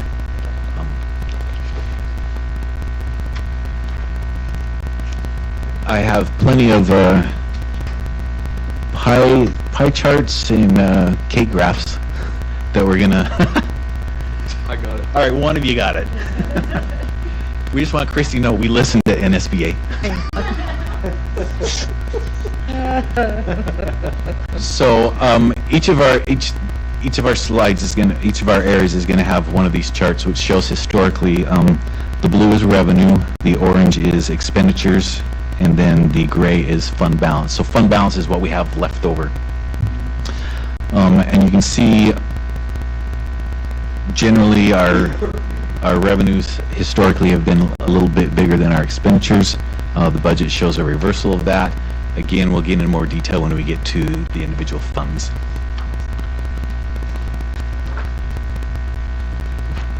This chart shows, again, we're still district-wide where our revenues are coming from. Of the $358 million, 59% of that is coming from local funding. The vast majority of that is property tax. State funding 29% and federal funding 12%. Now you're going to see in future years that 12% of federal funding is going to decrease once we're done with the ESSER funds. And then the next slide is expenditures by function, and in a couple slides we're going to get a little more detail what functions are. But you can see the bulk of our expenditures are on instruction. Instruction is in the classroom, teacher teaching kids.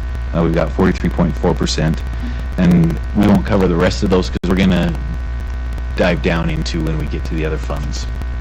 I have a question about that. Yes. In the instruction section, when you say a class, like a teacher teaching in a classroom, we have some jobs that are classified as teaching jobs, but are not really like a classroom teacher. Are those found in instruction or somewhere else? So those are going to be funded in somewhere else. So like our academic coaches, they have a different function. And so instruction is a function, and that's really in the classroom. Perfect. The others are different functions. And on the next slide. Okay, so Alan, can I just ask really quickly? Yes. So the coaches, that was my question that we were getting. Are they included in instruction or are they somewhere else? They are somewhere else, and we're going to get Are they included in on instruction? the next slide. I've defined what the functions are. Okay, sorry. So, you're fine. You're just helping me move along. Okay. So the functions as we have broken out and specifically in the general fund are instructions, and that's student classroom costs, teachers, substitutes, textbook supplies, etc. And then we have our support services. We have our student support services, which is where our nurses, psychologists, counselors, student services, planning, etc. go in. Then we have our support services for instruction staff. So that's where our academic coaches are. Curriculum, teacher professional development, academic coaches, media centers, and testing. Then we have district administration, which is Board of Education Superintendent and Business Administrator. School administration, which are principals, assistant principals, office staff, etc. Central services, which is finance, budget, human resources, legal services, purchasing and communications. Operation and maintenance, which is our utilities, custodial maintenance, insurance, and property management. Student transportation, which is self-explanatory. Child nutrition services, and I'll just note, because here we're talking about the general fund, so you're going to ask, well, why are child nutrition services in the general fund? Because they have their own fund. Well, if you know, we have 2 charter schools that we charter, and when we report them in our district-wide reports, we roll the charter schools into the general fund. Both of those charter schools have a child nutrition function. So when we're looking at the general fund and you see that child nutrition function, that is solely for those 2 charter schools. And then we have community services, which is development, pre-K, adult education. The next slide so now we're just looking at the general fund. I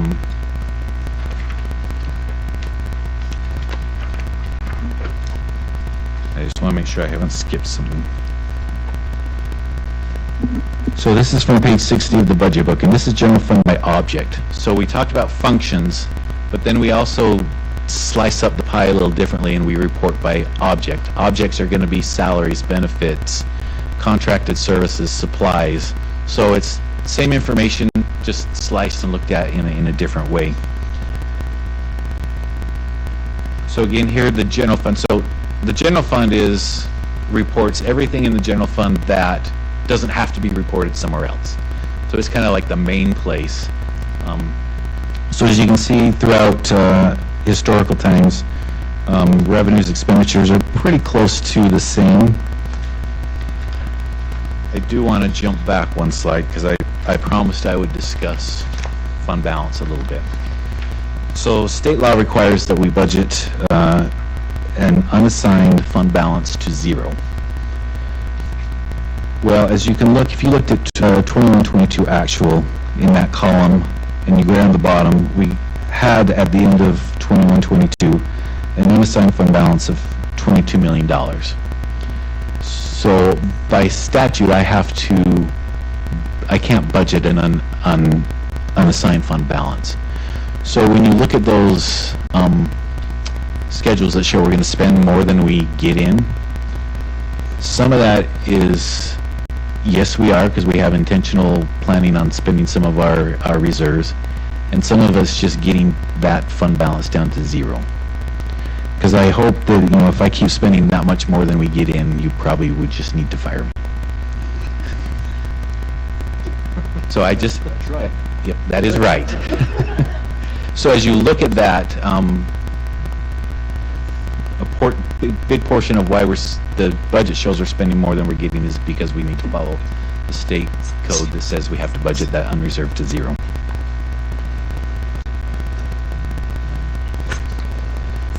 And as you can see, our fund balance in actuals has been growing a little bit each year, but as budgeted, it will then decrease. Now that gray line is all of our fund balances. So on that previous, we had a lot of different categories of fund balance. It's only the unreserved that has to go to zero. On this pie chart is the general fund by function. As you see there, we have instruction is 59.1% of the general fund. And those other two categories, so we have support services for students. If you remember, that was our counselors, nurses, etc. And then our support services instructional staff. So there's our coaches and our professional development. And then the rest of those are the other things that it takes to run the district that are reported in the general fund. Just point out, so general district administration is 0.5% of the total budget. And schools, so school administration is 6.7%. So a lot of times we hear, oh, schools are heavy, top heavy, bloated on admin. Well, the data doesn't show that. It shows that the majority of our funds are being spent in the classroom. Can you explain to me where the administration would be showing in that pie chart? So there's a pie that's got the label support services general district administration, 0.5%. Is that? Okay, yeah, I saw that, and I thought you gave another figure. Okay, so there's the school administration, and then there's the district. Yeah, so the school administration is at 6.7%, and then the general district administration is 0.5%. Okay, so when you are saying like the district administration is the 0.5%, that's the district offices, and the school administration, that's the administration and all of the schools that are out there. Correct, all the principals and secretaries in the office. I just want to clarify, so general district administration, again, is Board of Education, Superintendent, Business Administrator. Okay. Other, like our finance department and our HR department and our legal department, are in that central services, that green slice of pie, which is 3%. Okay, because that helps me, because I was looking at the district administration and thinking that can't include like some of those others that you were talking about as central services. We're efficient, but we're not that efficient. Like some of those others that you were talking about. Okay. And then other than instruction, the supports of instruction, the biggest one is operation and maintenance of school buildings, and that's our custodial and our utilities and so forth. Okay. Thank you. So the next, oh, do you have something else? Thank you. All right, we're going to skip. So this is the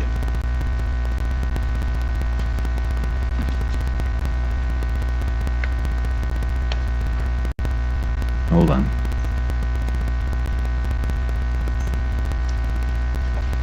So the next slide is the general fund by object code.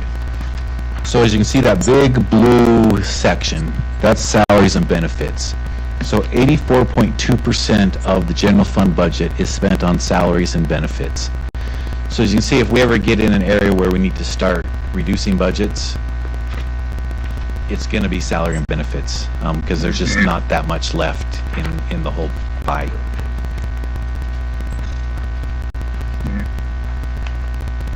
So that's the general fund. Are there any questions on the general fund before we start moving into the other funds?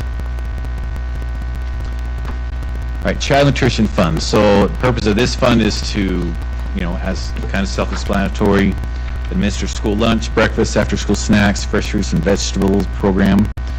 There is no property tax that's in this. It's solely funded by paid lunch and state and federal reimbursements of the lunch program. We're not proposing any meal increases for the 23-24 year. We haven't increased the meal prices since the 2012-2013 year. part of that is such a small percentage of our student population it pays for lunch, that increasing that doesn't really move the needle as far as revenue goes. We did increase the adult meals and second meal prices by 25 cents in the 22-23 year. There's a federal formula that says if we have to increase it, because the federal government doesn't want to be supplementing those meals, because those are not program meals. Alan, can I ask a question? Since we're in child nutrition, is there a place that we can see on here for unpaid balances at the end of the year? No, we try and clear those out at the end of each year. So we have unpaid balances, and then at the end of the year, the schools do their best to collect those, and then if they can't, the schools sometimes will pay for them out of their discretionary funds. The foundation often gets donations for them. In addition, by law, the child nutrition program cannot pay for bad debt. So if there is bad debt that can't be collected and isn't paid in another way, then the district has to end up paying for those through our other funding sources. So probably a conversation for another time, but looking at across our nation and school districts or states, figuring out how all of our meals are free and that we don't have to look at that child having to go through the lunch line and swipe their number and do all of that. It would be interesting to know the scope of that and what it would take, even as a district, to say, this is where we want to move.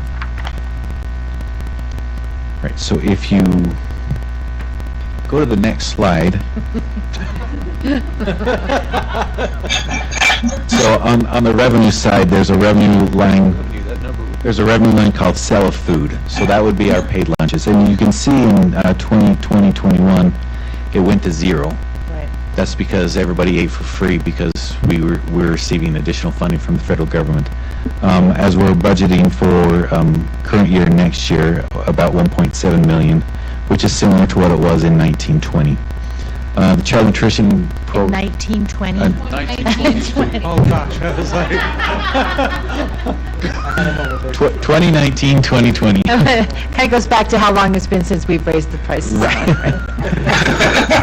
Now, the Child Nutrition Fund has actually been heavily hit by effects of the pandemic, because participation went down, then everybody ate for free, so participation came up. And current year is the first year that we're kind of back to a normal model, but the participation hasn't returned to pre-pandemic levels. So Child Nutrition has some stuff to look at to see how to cut costs or bring back participation to build those revenues back up. So one last, can I? Yeah, of course. So if we, okay, so again, for another day conversation, but just to plant a seed, to look at if we were to lead out and say this is something that Salt Lake District would like to do, what would that cost be to us? But also, could we also lead out in the conversation at the state level, in some way, shape, or form, to look at how do we do that as a state? Yeah, for us in round figures, it's going to be about $2 million if we wanted to just fund everyone eating for free. Okay.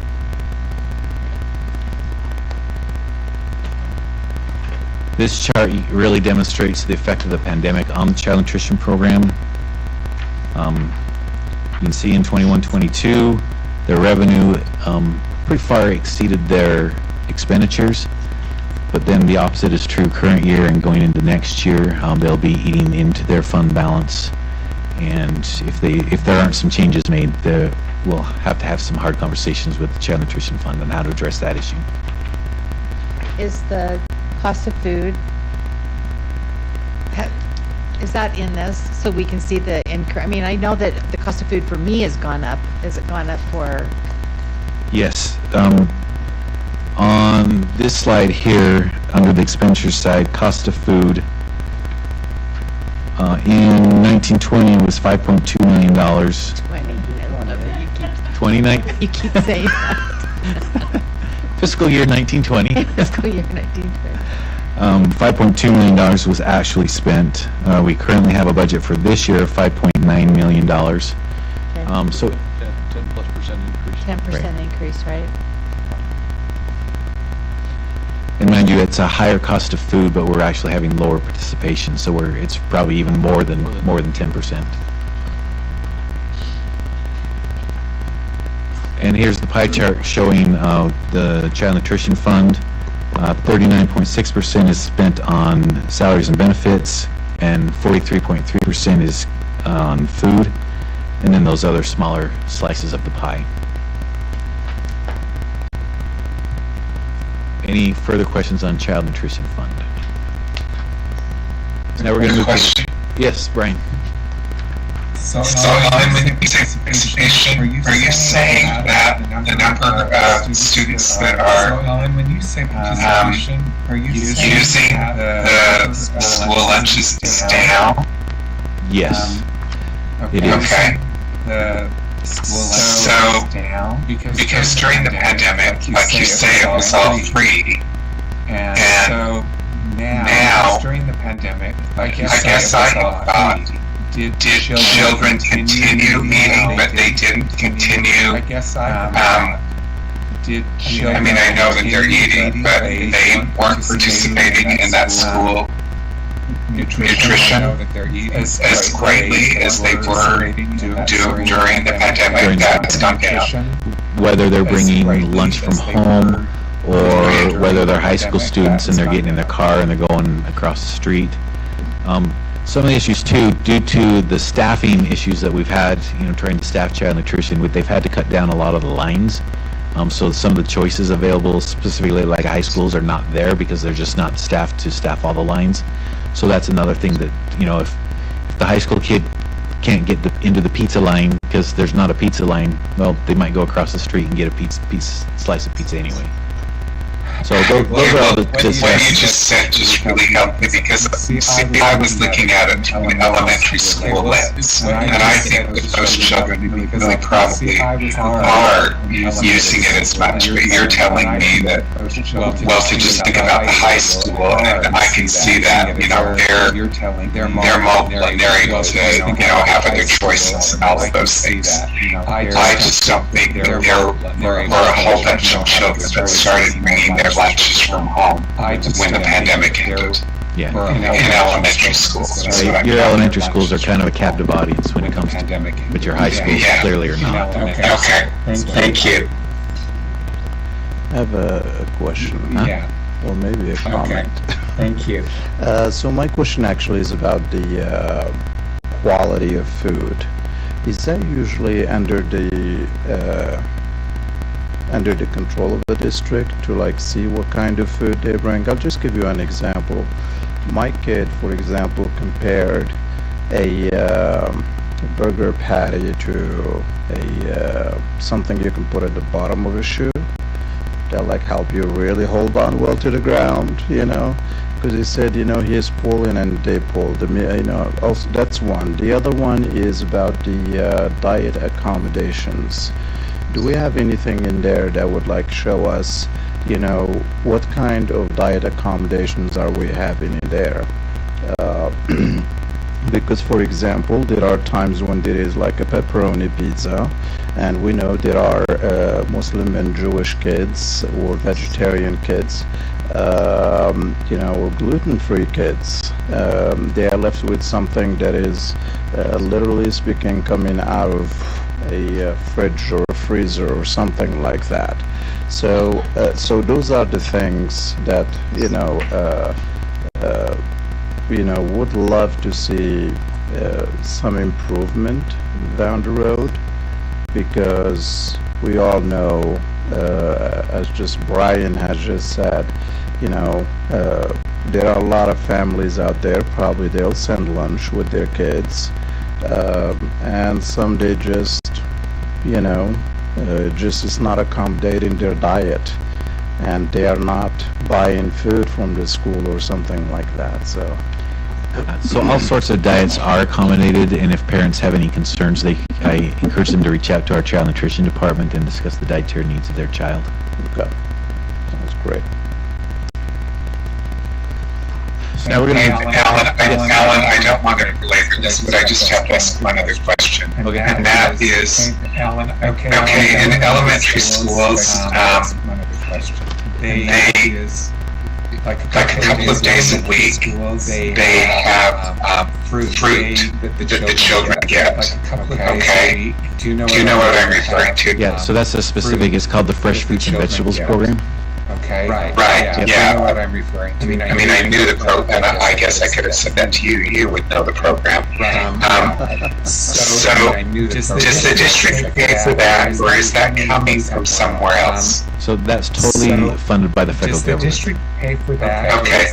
I thought that it was, but I just wanted to make sure that we weren't using any of our funds, because as a teacher, I was told that it was federal funds, and it is federal funds that's covering all of that. Because as a teacher, I was told that because on that, a lot of what they're providing, the children are not eating that. I mean, it's just being thrown away, because they'll give them, like, the children are not it's just raw rutabagas, because they'll give them, like, they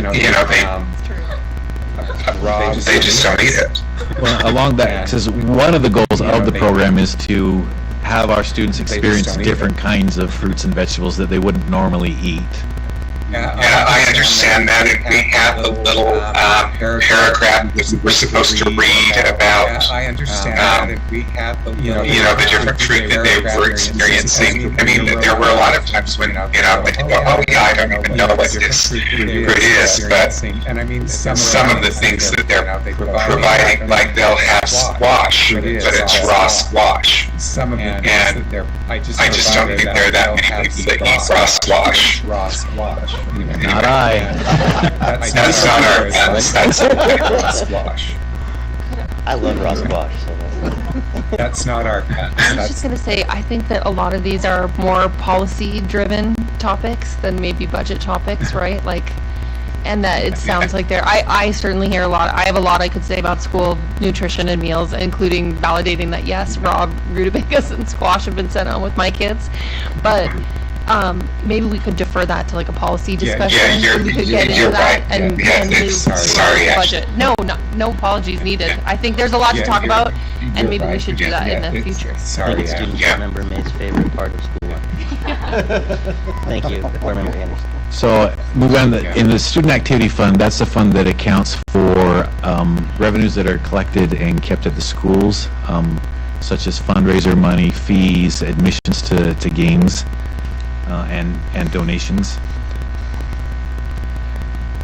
And that one, when we build the budget, it's hard to say how many fundraisers these kids are going to do, or how many tickets they're going to sell to their games. So we just try and do our best to look at history, and then again, by state law, we can't overspend our budget, so we probably then put that budget a little high, just to avoid any problem where maybe a school did a lot more than we anticipated. But largely in the Student Activities Fund, as your expenditures go up, your revenues go up to cover that as well.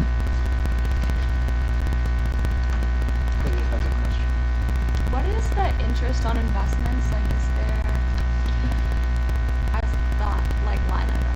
Right, so any additional cash, so we put all of our money into the state public treasury investment fund, and then based on fund balances throughout the year, we allocate interest on those investments to the different funds.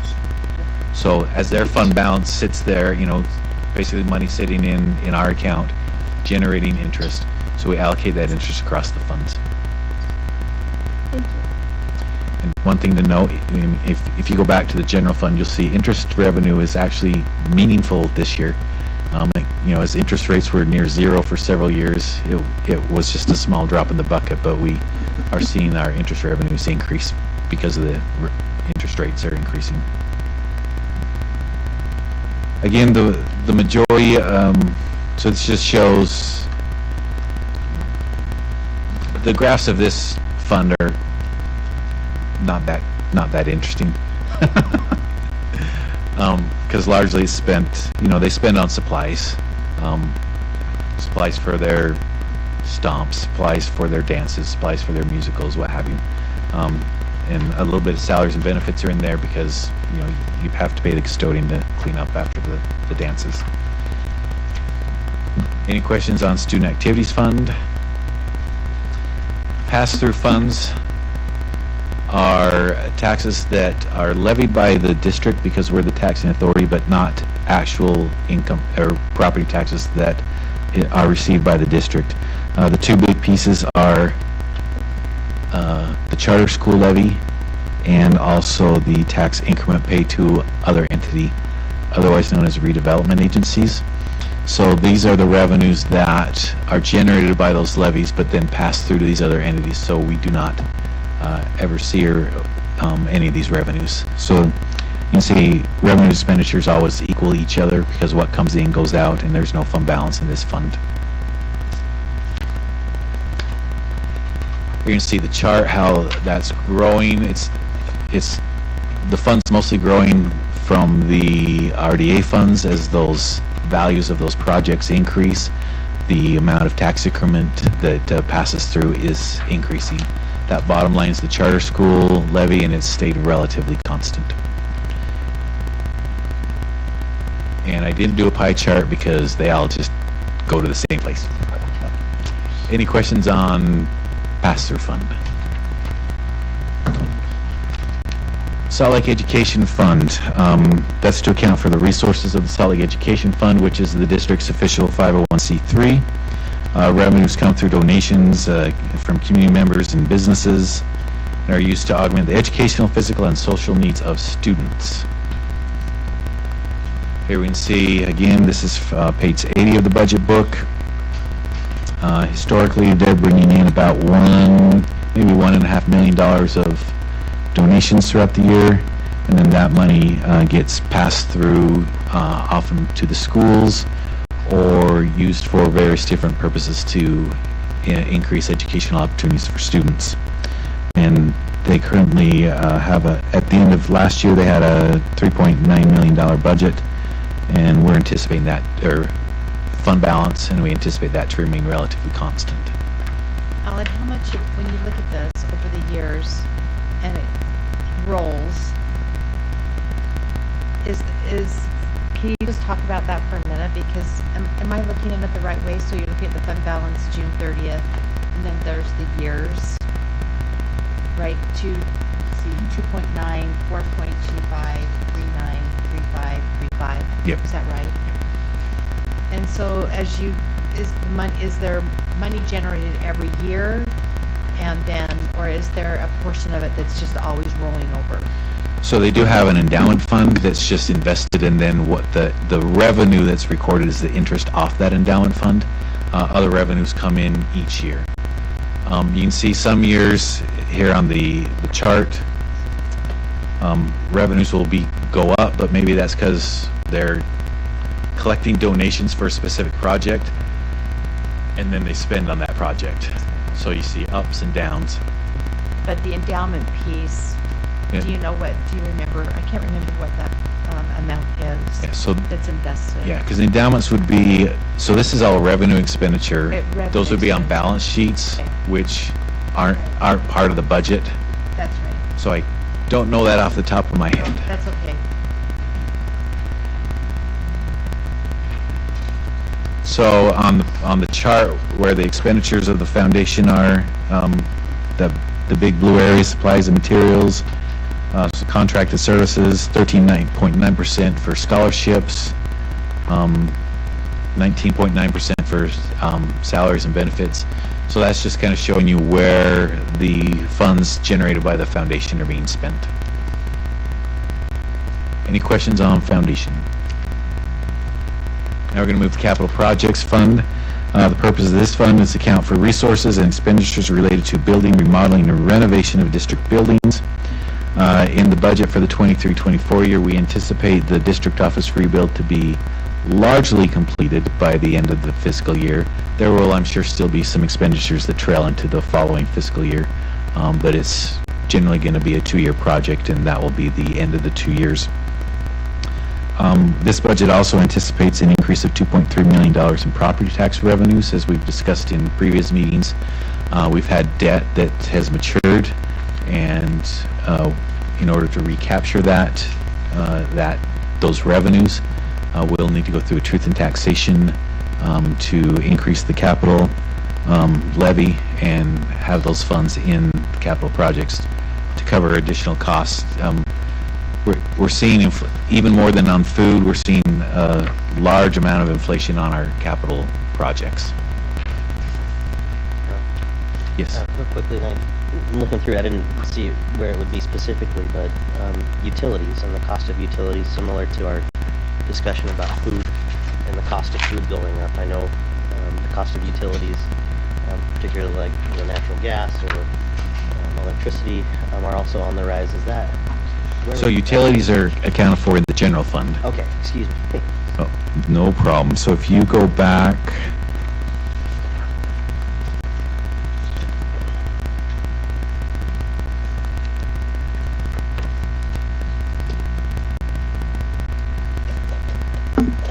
I didn't page number my, but we've gone from, in 2019-20, we have our object code called supplies, textbooks, and utilities, and that was $16 million.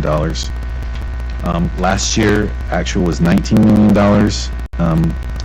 We've got a revised budget of 33.8 and 25. Again, there's more than just utilities in there. It's those categories: supplies, textbooks, and utilities. Over the next several years, we're going to see an interesting dynamic with our utilities as we continue to reap the benefits of our solar program and our other sustainability things. You're going to, we had better see those utility costs go down. We're not seeing it yet because, I mean, we're still in the implementation phase, but you should see it trending down in our utility costs. Thank you. I'm sorry to have us backtrack. Alan, can I ask you a question? So long as it's not going back to the general fund. I'm sorry. It might be. It actually is. So underneath other financing sources, so you have transfer from the general fund. So you've got 3 fiscal years with a 0, and then 2 fiscal years that you're showing 1.8. Right. So that, if you remember, for our sustainability projects, we went out and got a loan, a TELP loan. So again, utilities are in the general fund, but the projects that we're building are in the capital fund. So we're going to reap the benefits of those projects or the cost savings in the general fund, but we need to transfer those savings over to the capital fund to pay off the debt. So that's, you see zeros before because we didn't have any debt payments. But starting with this year, $1.8 million is our annual debt payment on that.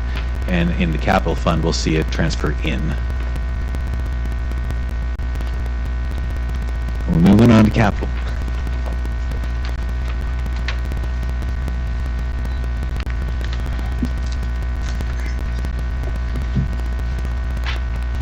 So as you can see here on the capital funds, you'll see that line under other financing sources, transfer from general fund.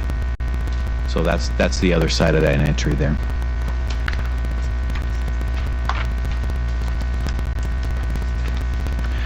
When we presented the budget of the capital fund several board meetings ago, I had this chart go back several more years.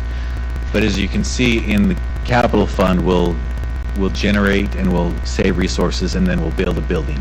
So then our fund balance it'll rise, and then it will go down. And you saw consistently throughout history that was happening. And this chart shows the same thing. Our fund balance up there in the gray, last year got up to $82.2 million, and there's 2 pieces in that: saving money for our construction projects, and also we had received that TELP fund, that TELP loan, but we hadn't spent the money yet. And then you see that is now dropping as we build the district office and continue to build our sustainability projects. Again, the capital projects fund anticipates the increase in revenue of $2.3 million recaptured from the debt fund.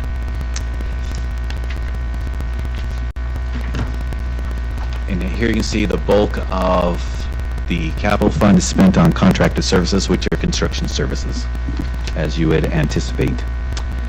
Any questions on capital fund?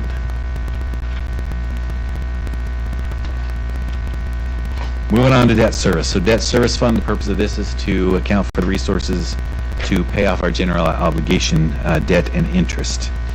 Again, we'll see a decrease in revenues in the debt service fund because we had debt mature. And that shows that here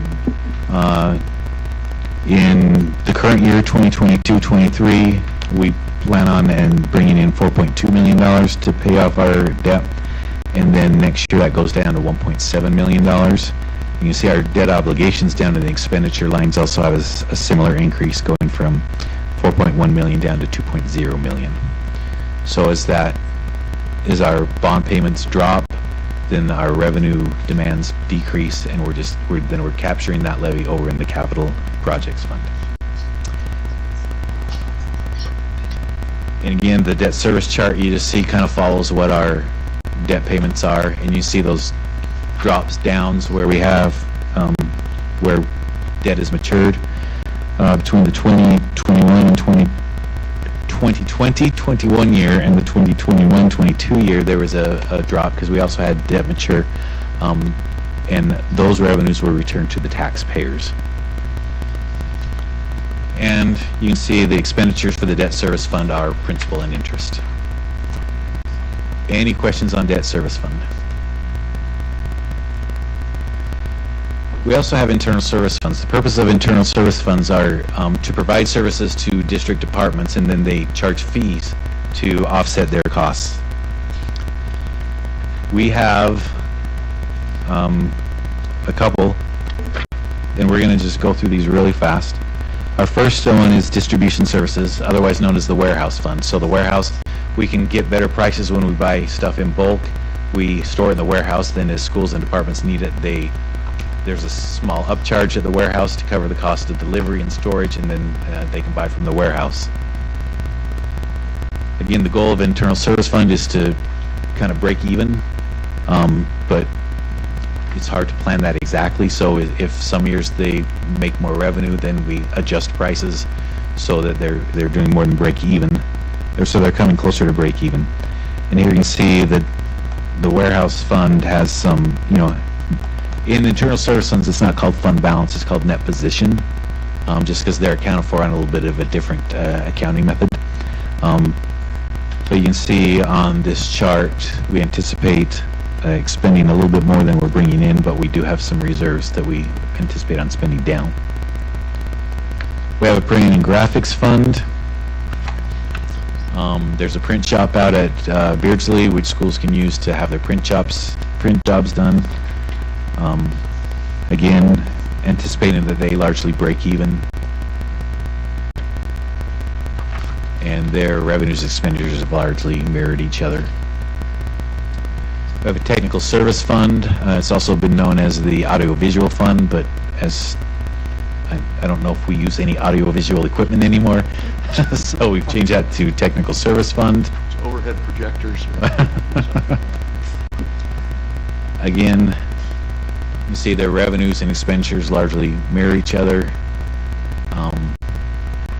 Again, if they're losing money, then we have to have them increase prices. If they're making too much money, we have them decrease their prices.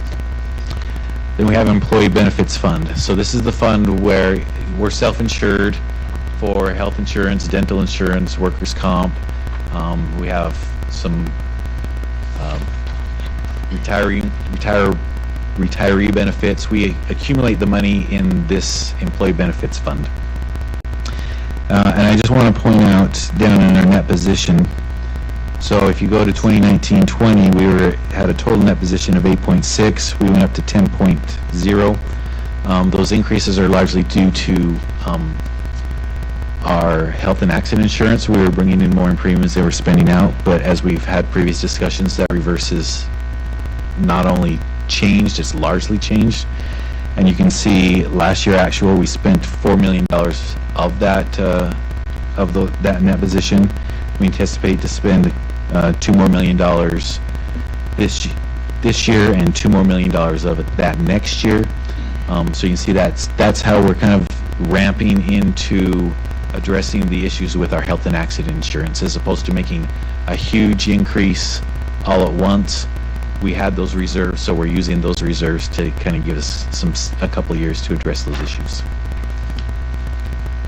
You can see that the gray line is our net position that's headed on the downward trend, and our expenditures are exceeding our revenues. The proposed tax rate for 23 includes a tax increase of 0.000059, higher than the certified tax rate. So the certified tax rate is the rate that would bring the same amount of money in as the previous year. Again, that shift we're doing from debt to capital is going, even though the taxpayer wouldn't really notice the difference, but because otherwise it would go away, we are required by law to do a truth and taxation hearing, and we plan on doing that the first board meeting in August.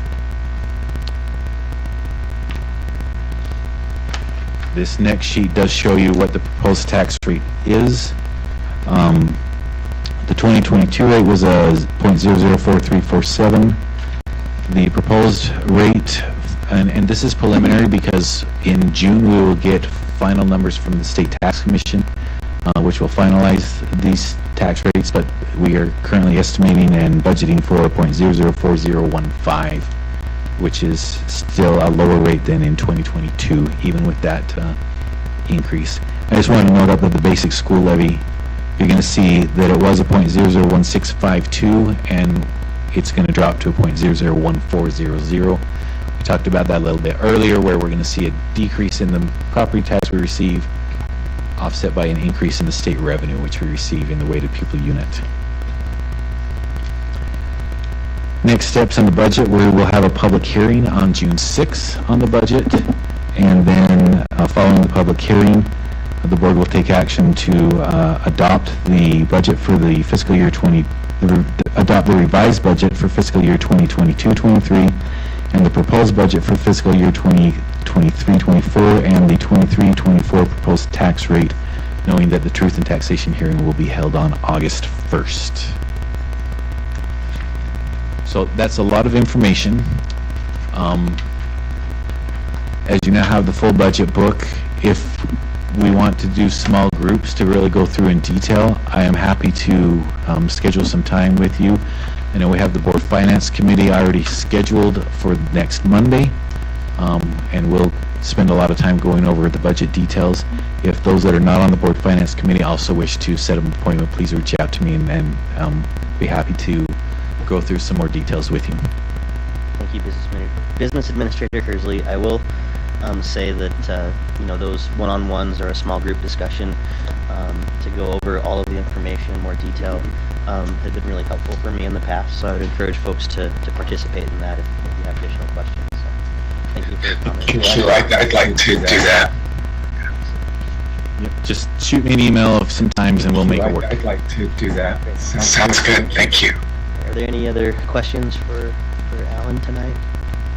Sounds good. Thank you. So Alan, just clarify this for me, okay? So when you're talking about the proposed tax rate, it's built on that debt service, right, going off. Right. That the 2.3. So if we receive, because you're not going to know yet how much we're going to be collecting for property tax, because the assessed value's gone up, is that correct? That's what we're hearing. Yes, because I estimate the assessed value based on historical numbers and trends, but in June is when the tax commission gives me the actual assessed value. The actual assessed value. So our truth and taxation isn't until August, right? Okay. Because where the money is generated for the capital is through property tax. That's where the biggest bulk comes from. That's about where all of it comes from. Right, for the that's where it capital. all comes Yep. from. Yeah, sorry. And I'm just saying that if there is a possibility that we are generating more money, that there could be a possibility that we wouldn't have to go out for a tax increase. We could just let that tax go if we have enough money to compensate in Yeah, so just, the key there is if assessed value is actually higher than I've estimated, Right. then the rates will just go down. Then the rates as would go down. per the certified tax rate. And so if we wanted to, I mean, as you've included all of these levies back here, that if you wanted to specifically say, you know, that we wanted to raise a specific levy in some way, shape, or form, because we're not at our maximums, right? Correct. And I think it would be helpful for me to see what the maximums are and what we're at. Yes, so a couple meetings ago, we had that. Is it on there? I wasn't positive. Yes, it was on the exhibit. On the exhibit. When okay, we discussed the preliminary tax rates. that out. Okay, thanks. Thank you, Board Member Sweat. Any additional questions? All right, Alan, thank you so much for walking us through that. Really appreciate it. All your effort and your team. Christy, thank you so much for your efforts as well. Moving on in the agenda, we don't have anything on the action agenda, so we'll move to the superintendent's report. Thank you. Board member reports. Would anybody like to share anything? Board member Anderson. I always go first. Okay. You go first. Okay, I'll go around. Okay. What a shocker. My husband Craig and I and my son Ryan and our granddaughter Piper, we attended Pleasant High's first gala that was hosted by their Alumni Association this past week.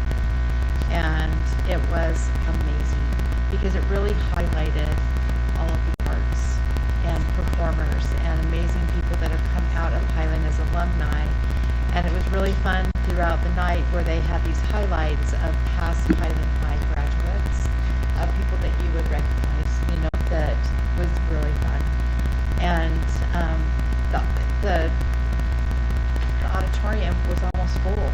So it was really fun to see not only current, you know, kids that are going to Highland, but also alumni from clear back in the 60s, you know, that were there, which was really fun, you know, to see everybody really rallying around Highland and participating in a silent auction, but yet celebrating the great arts that they had that night. So I was so glad that we went. My granddaughter danced in front of her seat all night long to the music.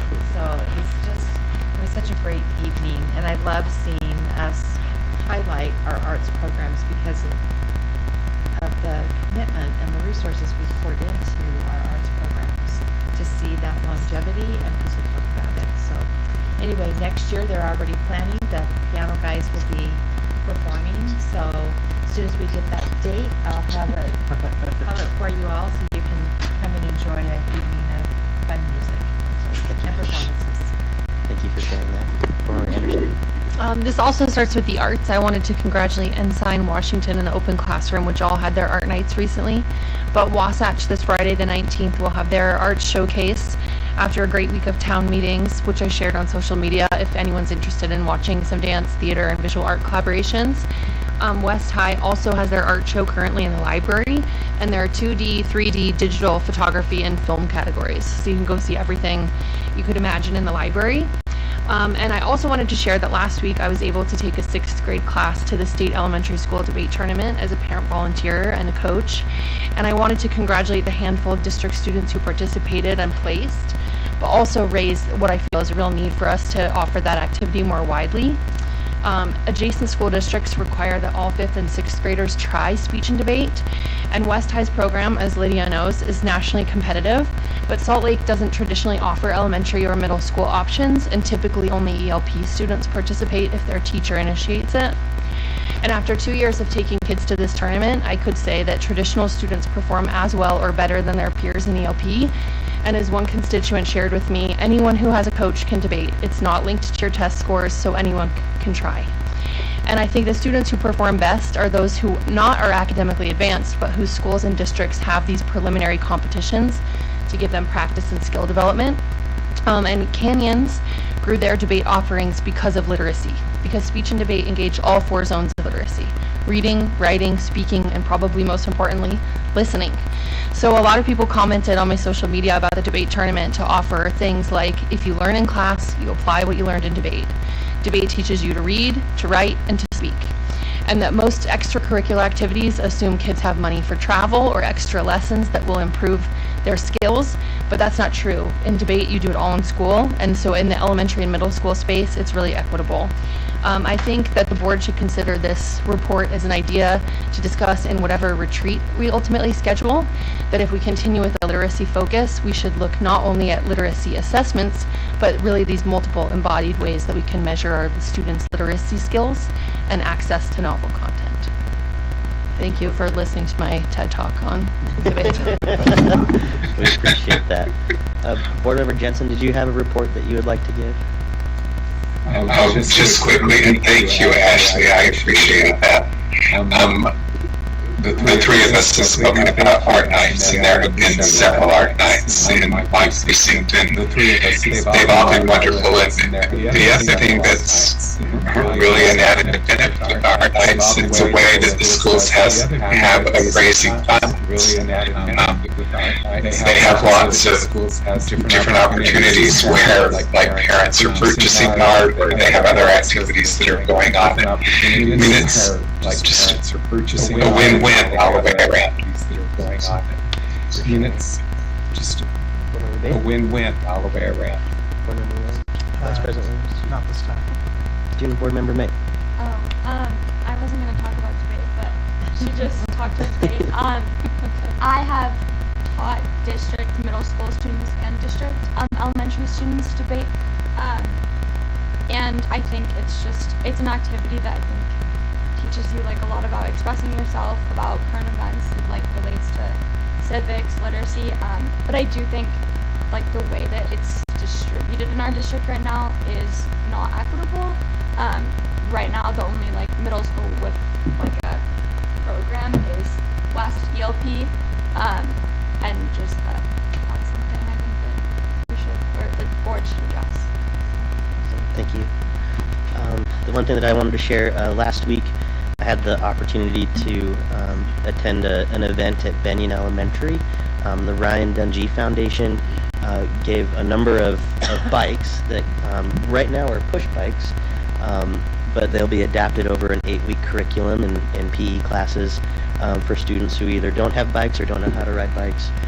So we're really excited. I want to thank the Ed Foundation and James for your connection with that, and certainly Ryan Dungey Foundation for providing such a really cool opportunity for our students. They were really, really excited. There was a couple of spills, but the kiddos bounced back quite well. So thank you so much. Community, thank you so much, cabinet members and folks that are still with us today. I'm going to go ahead and call the meeting adjourned for this evening. Thank you so much. Thank you. I like that. Yeah.